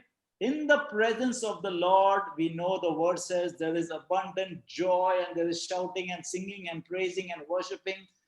That is what heaven looks like, and that is what Jesus expects that we bring to earth. Heaven on earth. God wants his will to be done on earth just as in heaven. We just saw before we took this that we can be the conduits. We are the representatives here on earth. We are here to rule. We are here to bring heaven here to earth, just like Jesus did. We should pray that what is already a reality in heaven, or what is waiting for us in heaven, would begin to start manifesting here in our lives here on earth. Praise God. Okay? Now, next is, give us today our daily bread. Okay? This is not a question. This is a demand. What kind of a demand? Not an arrogant demand. More like a kid who will come home and declare, Mom, give me something to eat. I mean, it's a loving thing. It's a nice thing. Children expect their mom and dad to meet their demands. Being familiar with their parents' love makes children bold in their approach, right? First and foremost, we are being taught out here, call God our Father, which they never did in the past. Now, Jesus is radically changing the way they will think. Here, he has already asked them to think of God as your father. He's your dad. Okay. And dad, I don't approach dad like I approach a stranger, or I approach some official, a high official in the government department, so that I can get something that I need to get. Somehow somebody will approve and put a stamp on it, and so that I can get what I need to get happen out here. No. This, when he started off with saying that we can call God our Father, we are to approach him as us children. And when we have a need, we approach him directly. Give me, Father, this is my need for the day, my daily bread. He wants us. Every father wants their children to be in this way. That love relationship should be highlighted. God wants us to be this way. He desires that all the believers be so familiar with his love that our approach towards him is bold. But remember what I said in the morning, reverence should always be there. Okay? Bold, yes. Therefore, in Hebrews 4:16, it says, right? Let us therefore come boldly unto the throne of grace. He yearns. So this tells me that the Father yearns for his children to believe all provision they need has already been made. They just have to reach in faith and take it. Father, thank you. I receive my healing. I take my prosperity. I love you, Father. Thank you, Father. My daily bread has been provided. It has been given, wherever it is. So we have been taken away from the begging kind of prayer, and here we talk as in a relationship. Okay, instead of begging, you can go and say, Father, I thank you that you have already provided everything I need. I thank you, Daddy God, you never deny me anything that is good for me. As New Testament believers, we are so blessed, we are so privileged, we should just take advantage of whatever he has already done and appropriated. You can just go and say, I want this, I need this, this is my need. Then depending upon whether or not it manifests because it has to be aligned with the will of God, that is different. But in the manner in which we approach our Father, not as a beggar, like they must have been used to in the past, but now we are heirs, we are joint heirs, we are children, we belong to the family, and so we do like Jesus has done. Okay? Now, when Adam and Eve listened to the serpent and they ate of the fruit of the tree that God had forbidden them to eat, at that time they had committed high treason against him, and then they fell from his grace, and by that single act, they transferred the authority over the earth to whom? To Satan. So basically they brought curse upon the earth, right? Yes. We know that much we know what had happened. Satan, they gave the authority over to Satan. So for example, it says in Genesis 3, cursed is the ground for thy sake, in sorrow shall thou eat of it all the days of thy life. Thorns also and thistle shall it bring forth to thee, and thou shalt eat the herb of the fields. In the sweat of thy face shalt thou eat bread, till thou shalt return unto the ground. For out of it was thou taken, for dust thou art, and unto dust shall thou return. So this was what had happened out there. Devil assumed man's authority over the earth. What is happening there? The devil assumed man's authority. We just learned that God, his original intent was that we should have authority, but at that point of time, because of the fall, the devil assumed man's authority. And now, when that happened, for man's need to be met, he had to call upon God's higher authority to prevail against the devil. And that is why in the Old Testament, they had to pray to God for such blessings. Basically, they had to beg for mercy. They had to say, God, please intervene, please do this, please do that. Because the devil had domain. And they needed to go to somebody much higher to override or to prevail against the devil. Okay? But thanks be to God, Jesus has broken the devil's hold over the earth. You and I today know that he has stripped the devil of all his power and authority. It says so in Colossians 2:15. And he gave us the same authority he has over all things, including the earth and the devil himself. We see that in Matthew 28, 18 to 20. So Jesus came and spoke to them and saying, all power is given unto me in heaven and in earth. So go, therefore, and teach all nations, baptizing them in the name of the Father, the Son, and the Holy Spirit. Teach them to observe all things whatsoever I have commanded you.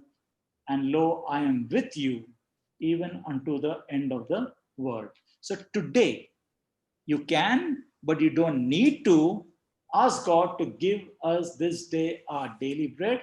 We can bless the earth and we can command the earth to bring forth its increase.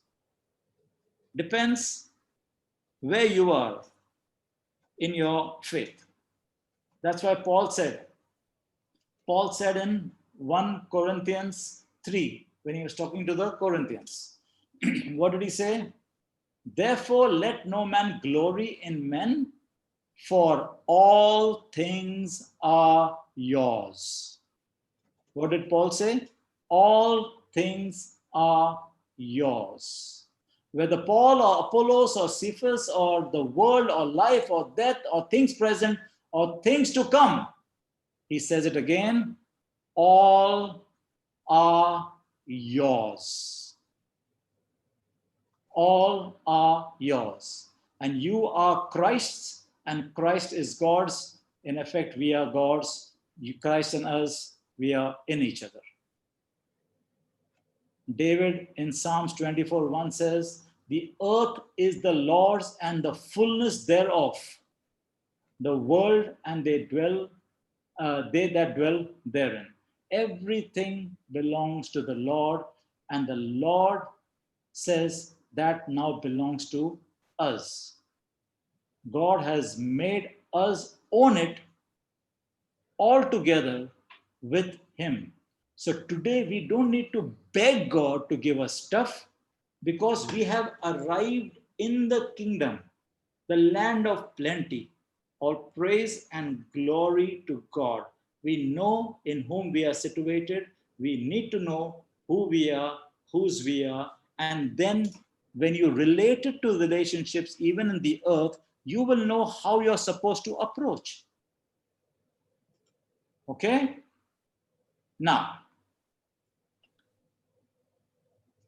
forgive us our debts as we have also forgiven our debtors. This was a question, right?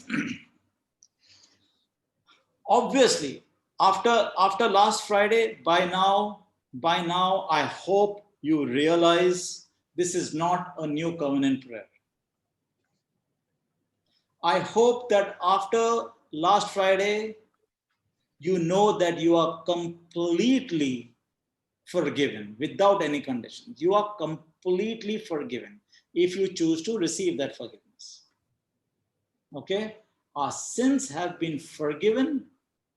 Once we believe and receive the Lord, our sins have been forgiven. Past, present, future, everything has been forgiven. No doubt about it. If you're convinced about that, then I can understand why you feel, hey, this seems a bit contradictory. It is placing the onus upon me. If I'm to be forgiven, I am supposed to forgive. But know one thing.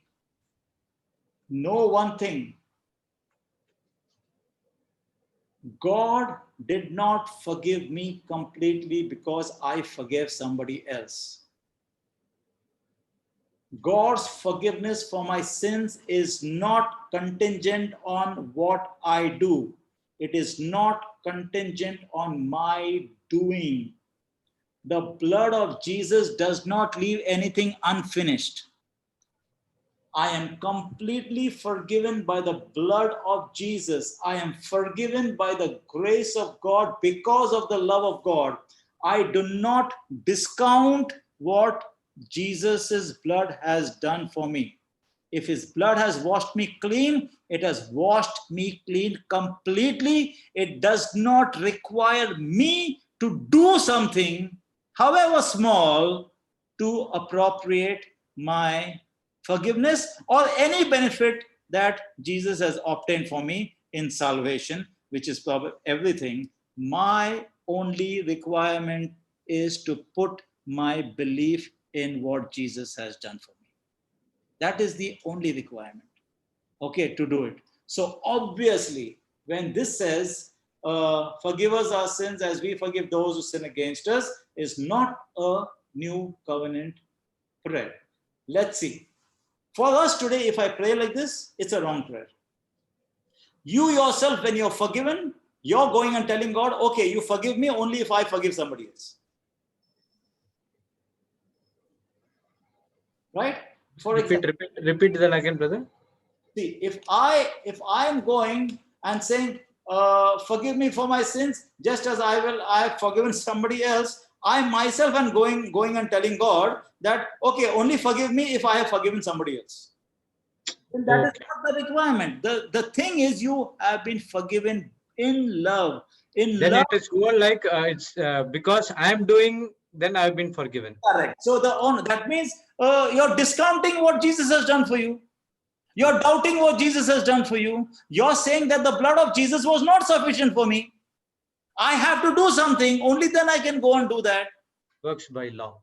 So, correct. So I am, if I prayed that way, then it's a wrong prayer. It's not a new covenant prayer. Now, for example, in Matthew 6, same chapter, in 14 and 15, what it says, for if you forgive men, now remember whom Jesus is talking to, huh? Jesus is talking to the disciples who asked him to teach them to pray. And they were still in the old covenant. The new covenant hadn't been established yet. Remember this scene, never forget it. Okay? In Matthew 6, 14 to 15, it says, for if you forgive men their trespasses, your heavenly Father will also forgive you. But if you forgive not their trespasses, neither will your Father forgive your trespasses.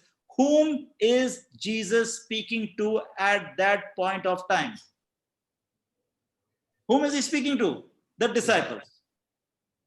Under what covenant were the disciples? Old covenant. Or for this, Jesus is not speaking to the new covenant believers. I'll tell you why. Okay? Because if I believe this, what it says in Matthew 6, 14 to 15, which Jesus was saying to his disciples who were in the old covenant, if I believe that is applicable to me, if I believe that, then that makes God's forgiveness of my sins preconditioned on me forgiving others, and that is not consistent with New Testament doctrine. There is no work on my part that I need to do to obtain salvation. It is all by the blood of Christ. Okay? God did not forgive me after what Jesus did for me. I am not forgiven because I forgive others or because I forgive others. Then this will keep going on. Today I forgive somebody, I'm forgiven. Tomorrow I do something, somebody else does something, I don't forgive, so now I'm not forgiven. This will keep going on. Okay. Right? God's forgiveness for my sins is not contingent on any of my doing. I'm repeating this. I am completely forgiven by the blood of Jesus. I am forgiven by grace because of the love of God. It is important to understand this because the devil has used it to destroy a lot of lives. Now understand this. They were in the new covenant at that point of time. Jesus was talking to old covenant people at that point of time. And the Old Testament law said, eye for an eye, tooth for a tooth. Correct? That was the law. If you go to Leviticus 24:20, you'll find that. eye for an eye. That was the law. That was the system at that time. Right? In other words, it is saying in plain English, do to others what you want them to do to you. So if I'm saying eye for an eye, tooth for a tooth, in other words, I'm saying do to others what you want them to do to you, and vice versa. So if you wanted God to forgive you, you had to forgive others in the old covenant according to the law. Okay? You had to. Thus, your forgiveness at that point of time was preconditioned on you forgiving others first. Okay? That was the law, that was the times. Thank God we are not in that time, but today it is not like that. Today, forgiveness is my inheritance. It is part of the package of the new contract. Today, I don't forgive somebody because God wants me to forgive him. Today, I forgive because I am Jesus myself. Today, forgiveness comes easy to me. Just as Jesus is, so am I in this world. I have inherited the nature of Jesus. So forgiveness comes easy to me. I am not forgiven because I forgive. I forgive because I possess the nature today of Jesus. Whether I forgive or not, Jesus has forgiven me, but the Holy Spirit will come to convict me of my righteousness. Remember that? It all adds up together. If I don't do something, I believe in Jesus, I'm completely forgiven, I am set free. Now, if I don't extend the same courtesy to somebody else, what's going to happen? Is my forgiveness going to go away? No way. That's permanent. That's a done deal. We studied in the morning, judgment day tomorrow, I'm not worried. Okay? But I have the Holy Spirit inside of me. He will convict me, he'll never condemn me. You were forgiven and you cannot forgive. No, it will not happen. He will convict me. He will remind me of who I am in Christ. He will enable me to do that thing which is difficult for me to do. Okay, forgiveness today is because I am born after him. I forgive today because I have his nature.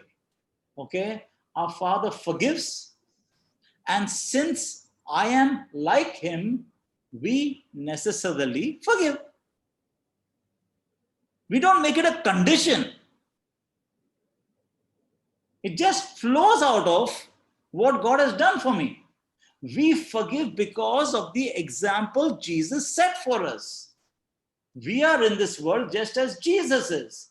God is our example. For example, the Bible says in Ephesians 4:32, can you put Ephesians 4:32?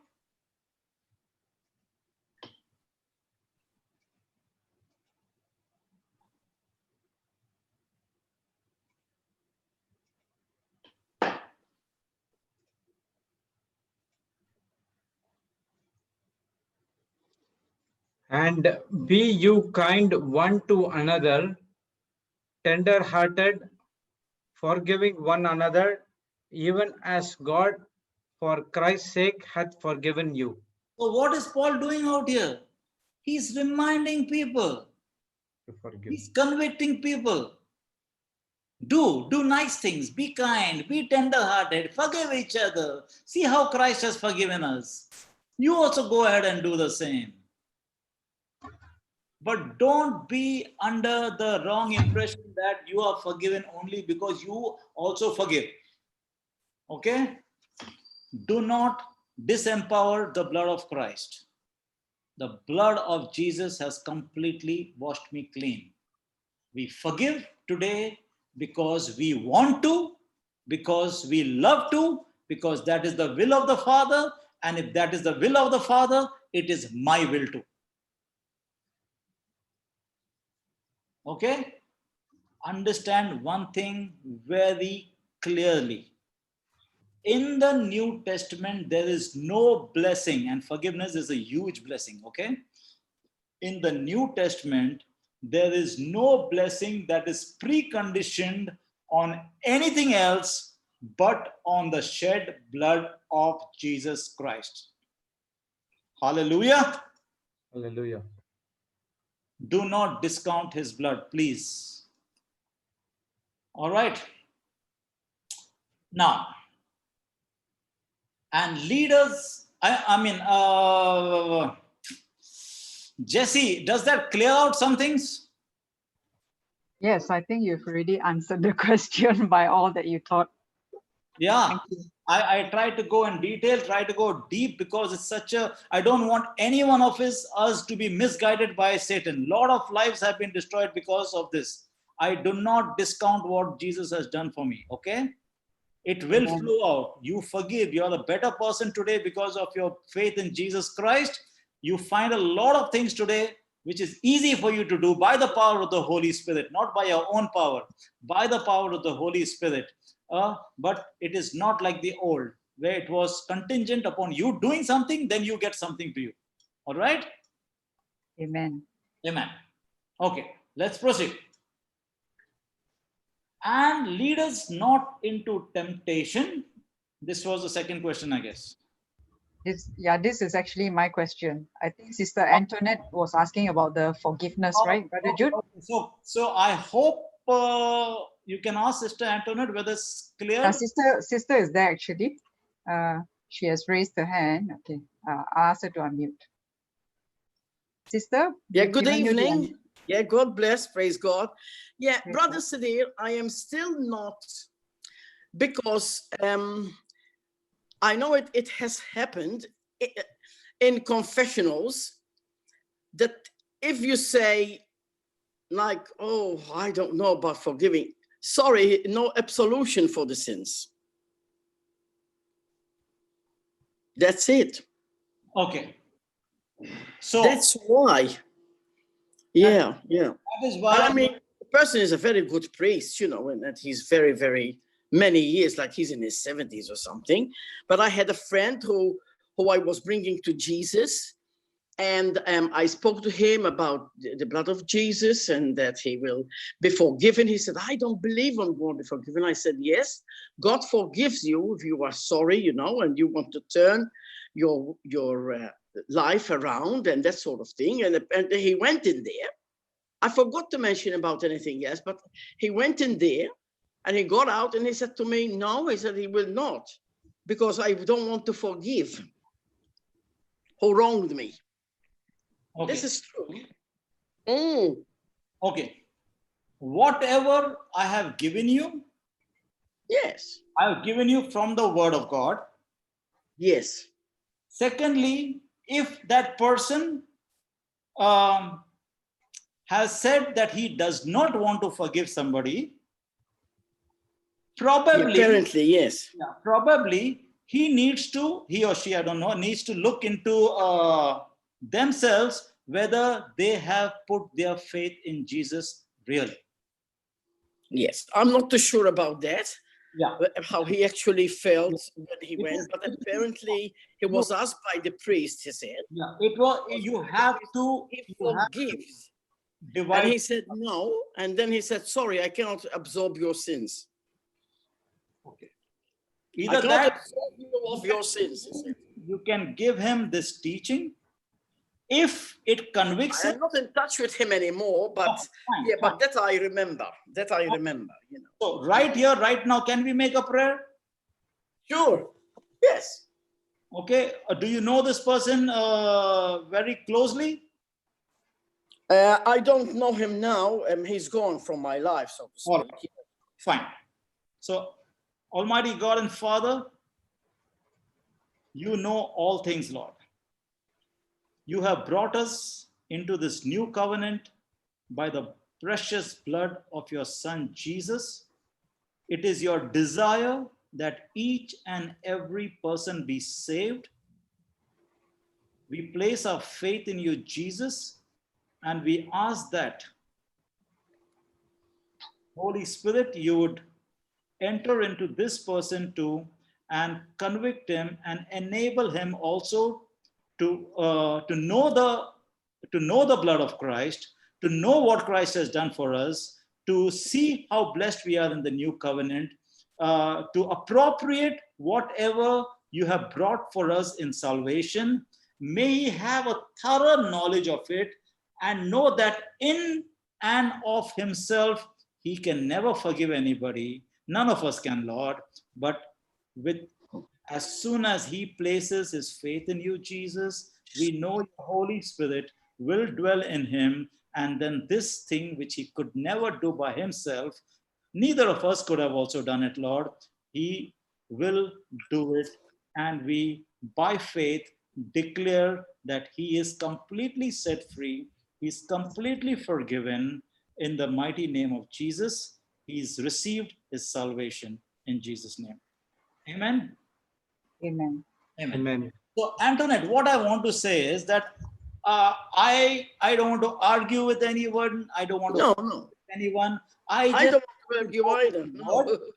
Yeah, I just want to go to the Word of God, and Sure. I need to study where I am. I am in the new. There were people in the old. Yes. What was applicable to the old was applicable to them. I don't want Yes. to go there to my old man and start digging up that grave again. I have been Yes. blessed with a new body. I am a Mhm. new person. I am a new creation. My benefits are far superior to what they had in the past, even if they must have been prophets. So I am clinging to what I have. Yeah, but Jesus has even said a parable, about the king that he forgives that man that owed him a lot of money or something, and then that same man, he came out and he's trying to, to hurt the person who owed him just a little bit of money, and he will not forgive him. Correct. So again, you need Yeah. to place which covenant he will be in. Always remember which side of the covenant. Is it before the sacrifice of Jesus or after? Which side? You need to discern that, which side it is. As I said, whatever Jesus has said, always place it. Was he saying it for that? And whom he was talking to? In what context he is talking to? Whom is he trying to say this to? Is he trying to say it as an indication to the Pharisees and Sadducees? Obviously, they haven't placed their faith in Jesus, so the old thing is applicable to them. Right. Yes. And so it goes with the Old Testament, you say. Correct. So before the resurrection of Jesus. Yeah. So whoever has placed their faith in Jesus, for them, the new covenant benefits are available, and we take it. Sadly, most of us don't take it, but it's there. If you dig into the scriptures, there is so much of our benefits. But if somebody who is not placing their faith in Jesus, they, like the Pharisees did not, the Sadducees did not, they did not, they had to live only by the Old Testament laws. So in that case, if he didn't forgive, he cannot be forgiven. Right. I see. Today, that I is see. my portion. My portion is I am forgiven. Now, how much of the Holy Spirit do I appropriate on a daily basis? That will make it easy for me to do that very thing which I find it difficult to do. There are many things which you will be shocked to know that something you'll say, man, this is so difficult to give up, be it smoking, drinking, whatever. But how does it just go away? One day out of the blue, it just goes away.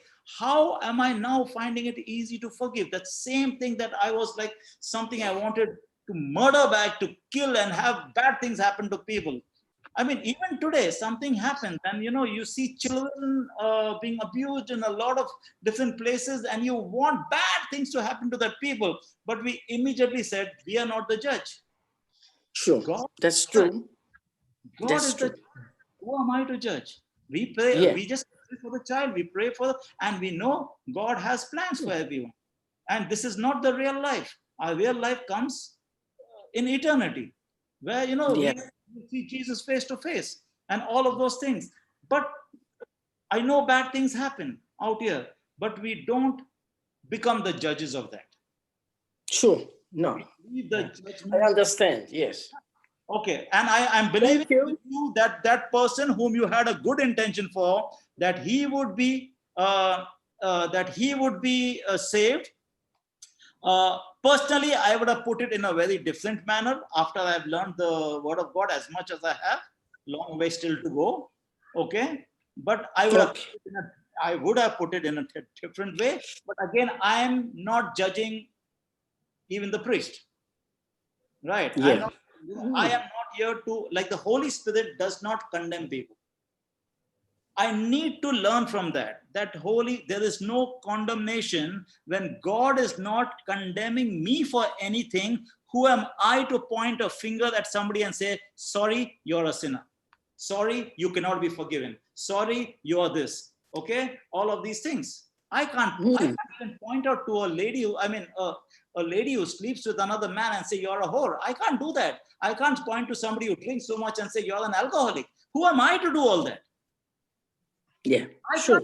I cannot put anyone under condemnation. My job, if possible, is to be Holy Spirit to them and say, there is a better way. Right. This is, come on, you're much better than this. Show them, in one of the Fridays, I said, you speak to the treasure that lies within people. Everybody has a treasure within them. Everybody. Our job as believers who have been redeemed by the blood of Christ is to speak to the treasure that lies within people. I don't speak to how they look externally. That's my job. And I'm believing with you. I'm bless you, Antoinette, that you had such a good intention for a person to be saved. And because of that intention, I'm believing with you. I'm agreeing with you that wherever he is saved by the mighty name of Jesus. Yeah, he's still in my prayers anyway, and that sort of thing. I pray for his soul and everything. Yeah. Yes. I would just now change your prayer and say, thank you, Lord, that he is saved.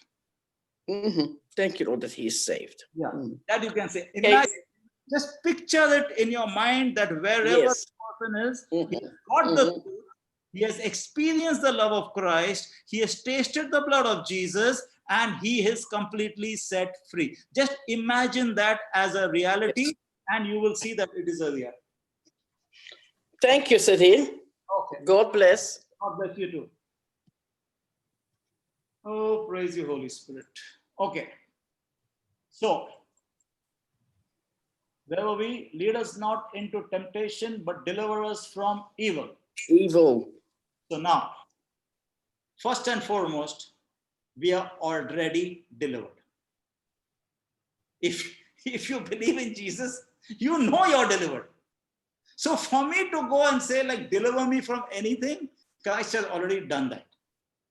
All right? We don't have to even pray that, God, don't lead me into temptation. That will be such a wrong prayer. Why?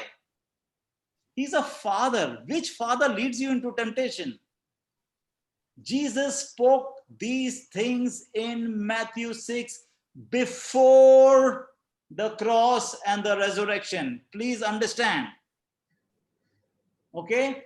He was led into temptation for me. He overcame the devil on my behalf. If we are being led into temptation, be sure it is not God. It's not God. Okay? If you go to James 1, can you put that up? Verse 12.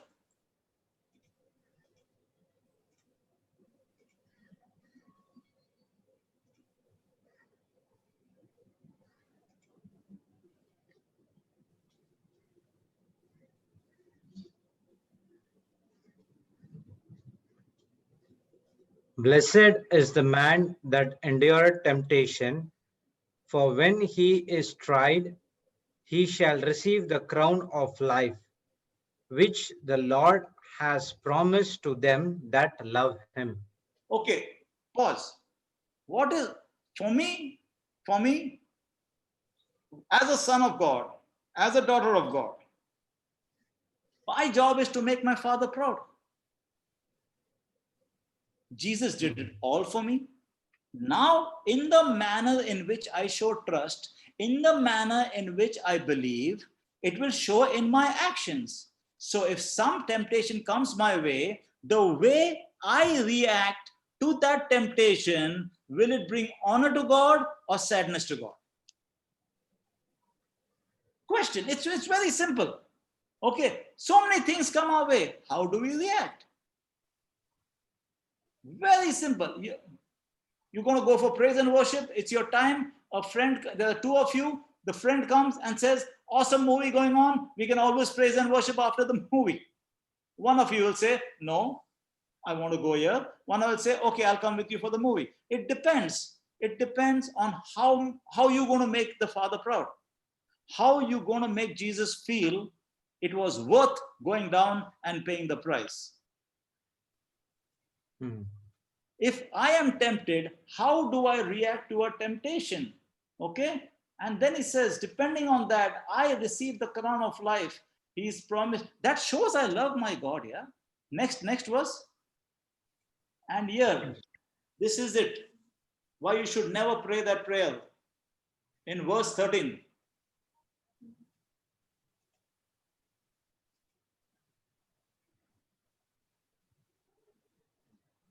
Let no man say when he is tempted, I am tempted of God. For God cannot be tempted with evil, neither tempt he any man. Got that? Yes. Let no one say when he is tempted that I am tempted by God. How can I say that? Which father will tempt his own son? God cannot be tempted by evil, neither does he himself tempt anyone else. And then the verse 14 says, but every man is tempted when he is drawn away of his own lust and enticed. your choice. You chose to take that. You are a child of God. You already know what is the right thing to do and the wrong thing to do. You have the power of the Holy Spirit to resist every kind of temptation. God has not brought this temptation to you. And then, it says out here, but each one is tempted when he is drawn away by his own desire. Here it says lust. My version says desire. When you're drawn away by what you want to do, what is really in your heart, then, who can stop that? You're enticed by that. Because it goes on to say, when that desire gets conceived, if you allow it to conceive, then it will give birth to sin. And sin, when it is fully grown, brings forth death. No, God never tempts us. Jesus was tempted on my behalf. He's overcome that. Enough. God is not doing it. That's the job of the devil. And I have been given power to deal with it. Okay? So, basically what I'm saying, don't be fooled by your own desires. Don't let the devil, he's conniving. So don't let him cheat you. Don't let him, put you in trouble. Anyway, the word evil used in that prayer is from a Greek word, poneros, if you study it out, which actually means the evil one. Okay. Here the Lord was talking about the one who is responsible for evil, not necessarily an evil act. And we know who's the evil one. We know it's the devil, right? Now, if I pray, deliver us from evil, it means effectively, I am still subjected to the devil. So Lord, please deliver me. And I can't accept that. None of us should accept that. Why? Because we just saw in Colossians 1:13 that we have been translated into the kingdom of his dearly beloved Son. So if I am saying, deliver me from the evil one, in effect, I am saying, I'm in the kingdom of darkness. But I am not in reality. So for me to make that prayer, for the old covenant guys, it was fine. It was a requirement for them to pray that. Not for me. I am in the new covenant. I'm already delivered.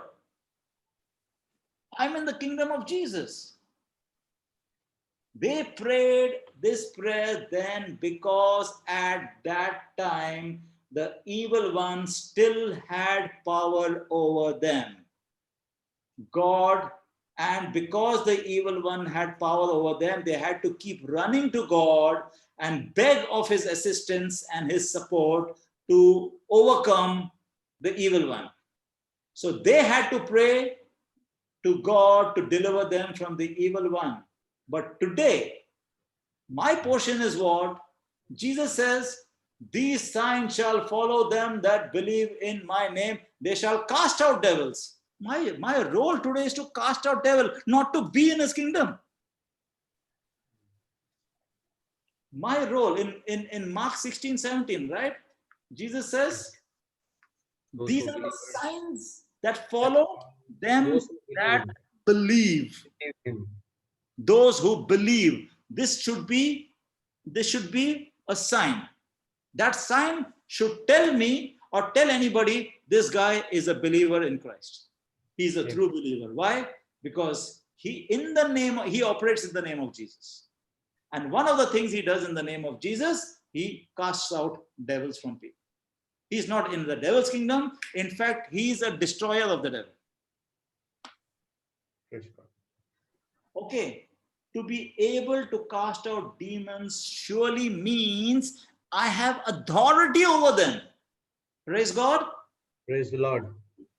So how can I pray this prayer? You understand?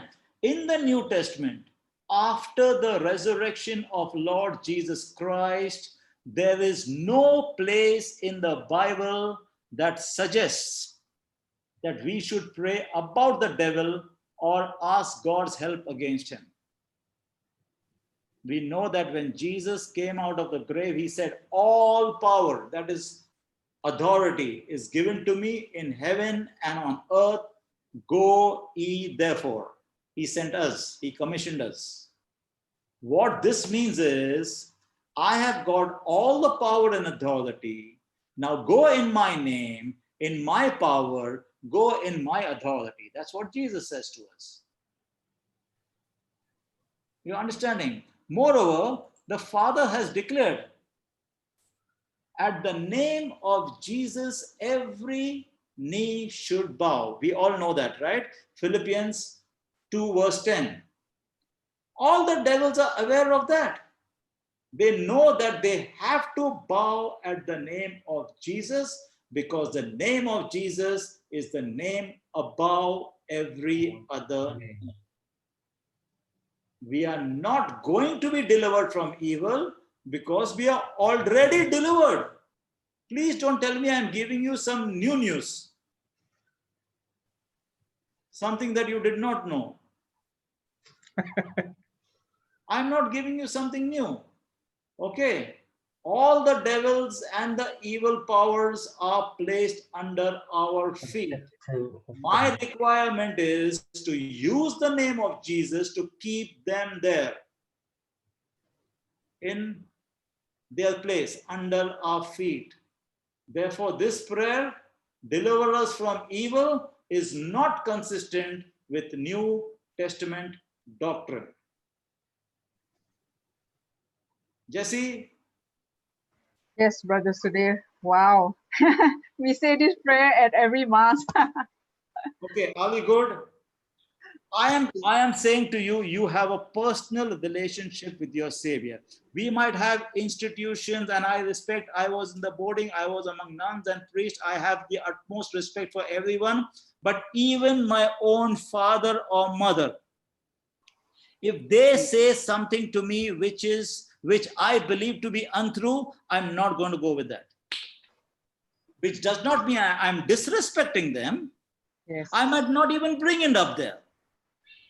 Okay, Yes. I might not even bring it up. Think about it. Think about it. If I know because somebody has followed some superstition throughout their life, and they in turn taught it to their children, somewhere down the line, the child is a questioner, and they came to know, hey, that's not true. And the child is right. Okay. It does not mean the child still has to follow the parents' thinking. Yes. If he feels the parent will be feel disappointed, disrespected, if I go and say, keep your mouth shut, but at least you know the truth. It has set you free. Amen. If any truth is setting you free, see, when I go for Mass, I'll be very honest with you, and I don't know if people will like it, not like it, but when I go for Mass, I do not repeat every word that is put up on the screen.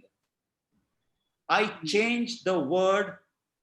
If it is, I will change the word to be in line with what the Bible says.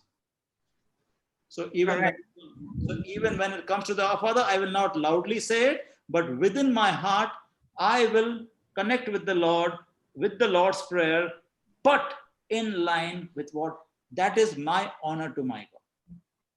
Correct.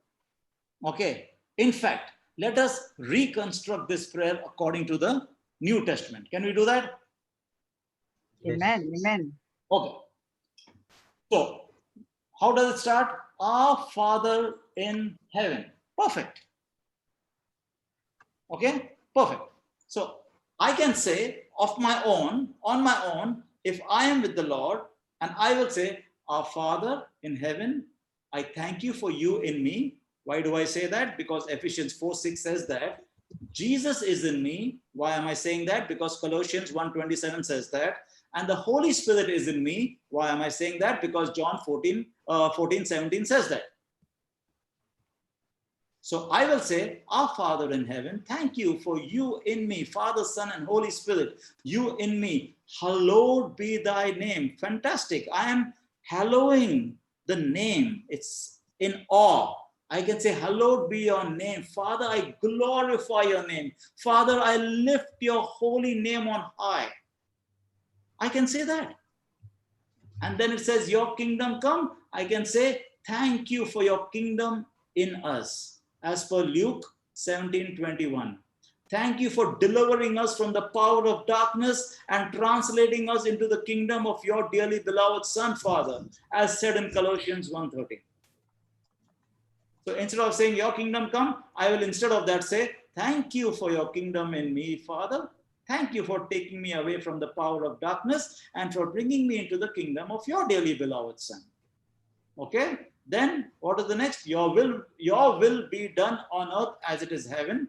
We know that is the truth, but we say we set our faith in agreement with your kingdom plans and purposes. Father, you have plans and purposes for this earth. I am here willing to agree with you, and you can use me here on earth to make sure that whatever you want to happen here on the earth, you can do it through me. So I can pray this line. I can pray this line as, we set our faith in agreement with your kingdom plans and purposes. Through my prayer or through our prayer, we agree that your kingdom has come and your will shall be done on earth as it is in heaven. Then the next line says, give us today our daily bread.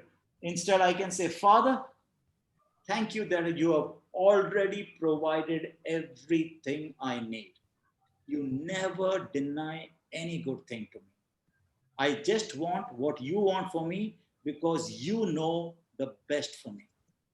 You're my dad and you will never leave me wanting. You can use your own words. then it says, forgive us our debts as we have forgiven our debtors. Right? Thank you, Father, for the, I can say, instead of saying that forgive me just as I forgive others. No, no, no. You will never measure up to that standard. Let me tell you that. You will never measure up to that standard.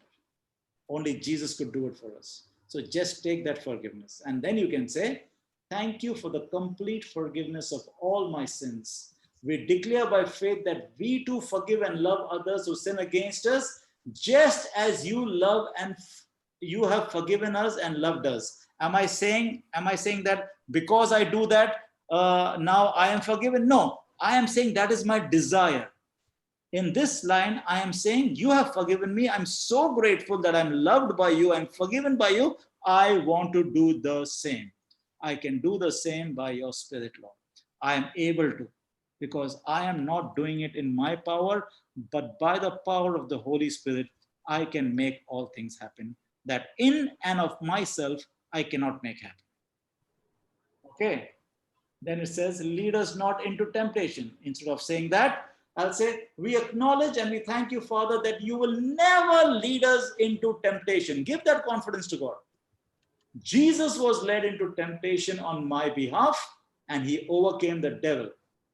But you can maybe say, okay, help me, Holy Spirit, not to be deceived into temptation. Okay. Then it says, but deliver us from evil. So I can say, instead of that, I can say, thank you, Father, for delivering us from all evil and the evil one, for giving me the power and the authority to go in the name, in the power and the authority of Jesus, in Jesus' name. For thine is the kingdom and the power and the glory forever. I can make that prayer, and that will be a true prayer. Are we good? Wonderful. Amen. Praise God. Okay, now this is only a start. As that is why it's very important you go to the word and look at what is your inheritance. As you dwell in the word, especially in the New Testament epistles of Paul, you will discover so many prayer points that will greatly increase your knowledge and your vocabulary in prayer. And in turn, your prayer life will be so enriched. Amen. As we pray the right way, you can enjoy increasingly joyous, glorious, victorious, prosperous life in the Lord. You can receive answers to your prayers. Even when they don't come, you're okay because you know why it's not coming. You trust in the Lord. You know the nature of the Lord. You know him as a father. You know all of this. Okay. If anything that you can, so I don't even want to call about the Lord's Prayer because somebody has given it a name, the Lord's Prayer. Okay. As I said, Jesus was giving us some ingredients which we can take and apply to our new covenant status. He's giving us pointers. He's giving us indicators. You can do this, you can do that. He's giving us suggestions. And based on that, based on the truth of our present reality, you can make a prayer like we just did. Okay?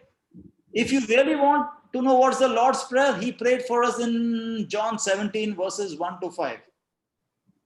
He lifted up his eyes to heaven and said, Father, the hour is come, glorify thy Son, so that thy Son can also glorify thee, as thou hast given him power over all flesh, that he should give eternal life to as many as thou hast given him. He's speaking the reality of that situation. And this is eternal life, that they may know thee, the only true God, and Jesus Christ, whom thou hast sent. I have glorified you on the earth. I have finished the work which thou hast given me to do. And now, Father, glorify me with thy own self, with the glory which I had with you before the world was. This is a very personal prayer. He's praying along with the Father. It's beautiful because he prayed in line with what he taught his disciples. His prayer at the beginning was one of praise. It's a confession, not of sins. It's not confessing sins, but he's talking about the works of God in his life. He says, Father, the hour has come, glorify me. Do we have the confidence to go towards God and say, God, glorify me? But why?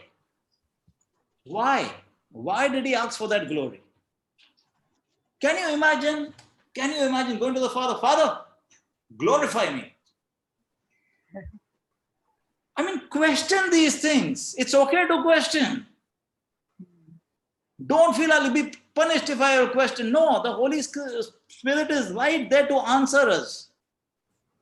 Don't worry about, don't be in fear about questioning. But whenever you question to get the right answer, don't worry about it.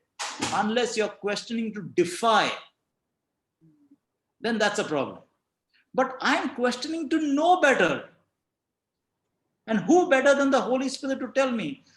Can you picture the scene where you go to the Father and say, Father, glorify me? Come on, but Jesus did that, right?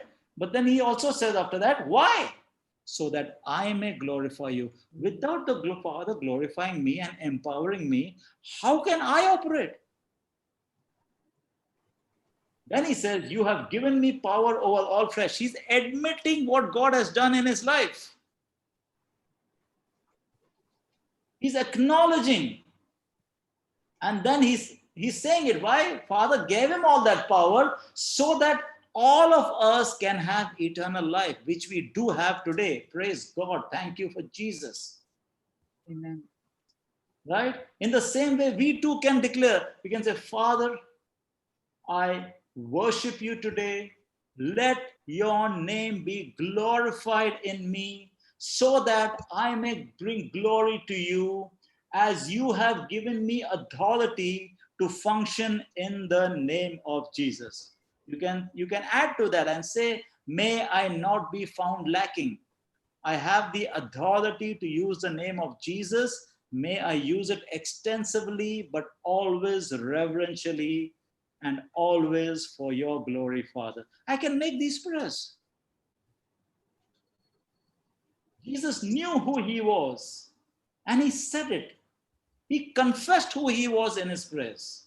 He said, Father, you have given me power over all flesh. He's admitting the reality. We too can do that. Right? So can we close with a prayer? Yes, brother. Dear Heavenly Father, in the sweet and precious name of Jesus, I thank you for your word that has come to us through this teaching, Lord. I receive your word of truth into my spirit with meekness, with gladness, and with faith. I declare by faith your word is mixed with my faith in my heart, and I'm energized within by the Holy Spirit to put it to work. I declare that just as I put your word to work in my prayer life, it produces the right results. My profiting through your word becomes evident as I receive answers to my prayers. Thank you, Lord, for blessing me so much. I declare I am blessed in my spirit, soul, and body. I am blessed in my going out and in my coming in. Everything that I lay my hands upon to do prospers in the name of Jesus. Thank you for your wisdom that you have made available to me. The wisdom of God is functioning in me, causing me to think right, speak right, act right. I am walking in the blessing and in the glory of God in the mighty name of Jesus. Amen. And amen. Amen. Amen. Thank you, brother. Amen. Thank you all for being there and listening. Thank you, Brother Sudhir. Thank you, Jesse. Wonderful, wonderful. Praise God. Nice, Praise nice God. session. Next Wonderful Friday, teaching. we'll continue with Praise God. their topic only. Praise God. Thank you, brothers and sisters. Thank you, Sister Jessie. Okay, couple of announcements. One is 7 o'clock today Hindi retreat, 8 o'clock Marathi, 9 o'clock again in English, early morning 1:30 a.m. Melbourne, and tomorrow 10:30 a.m. it's for children's and youth ministry. And then followed in the second half will be a healing session. So please call as many as to attend the tomorrow's afternoon session so that we will see the manifestations in the glory of God. Praise God. Thank you all. The meeting will be on for some time and you can copy the chats. Thank you.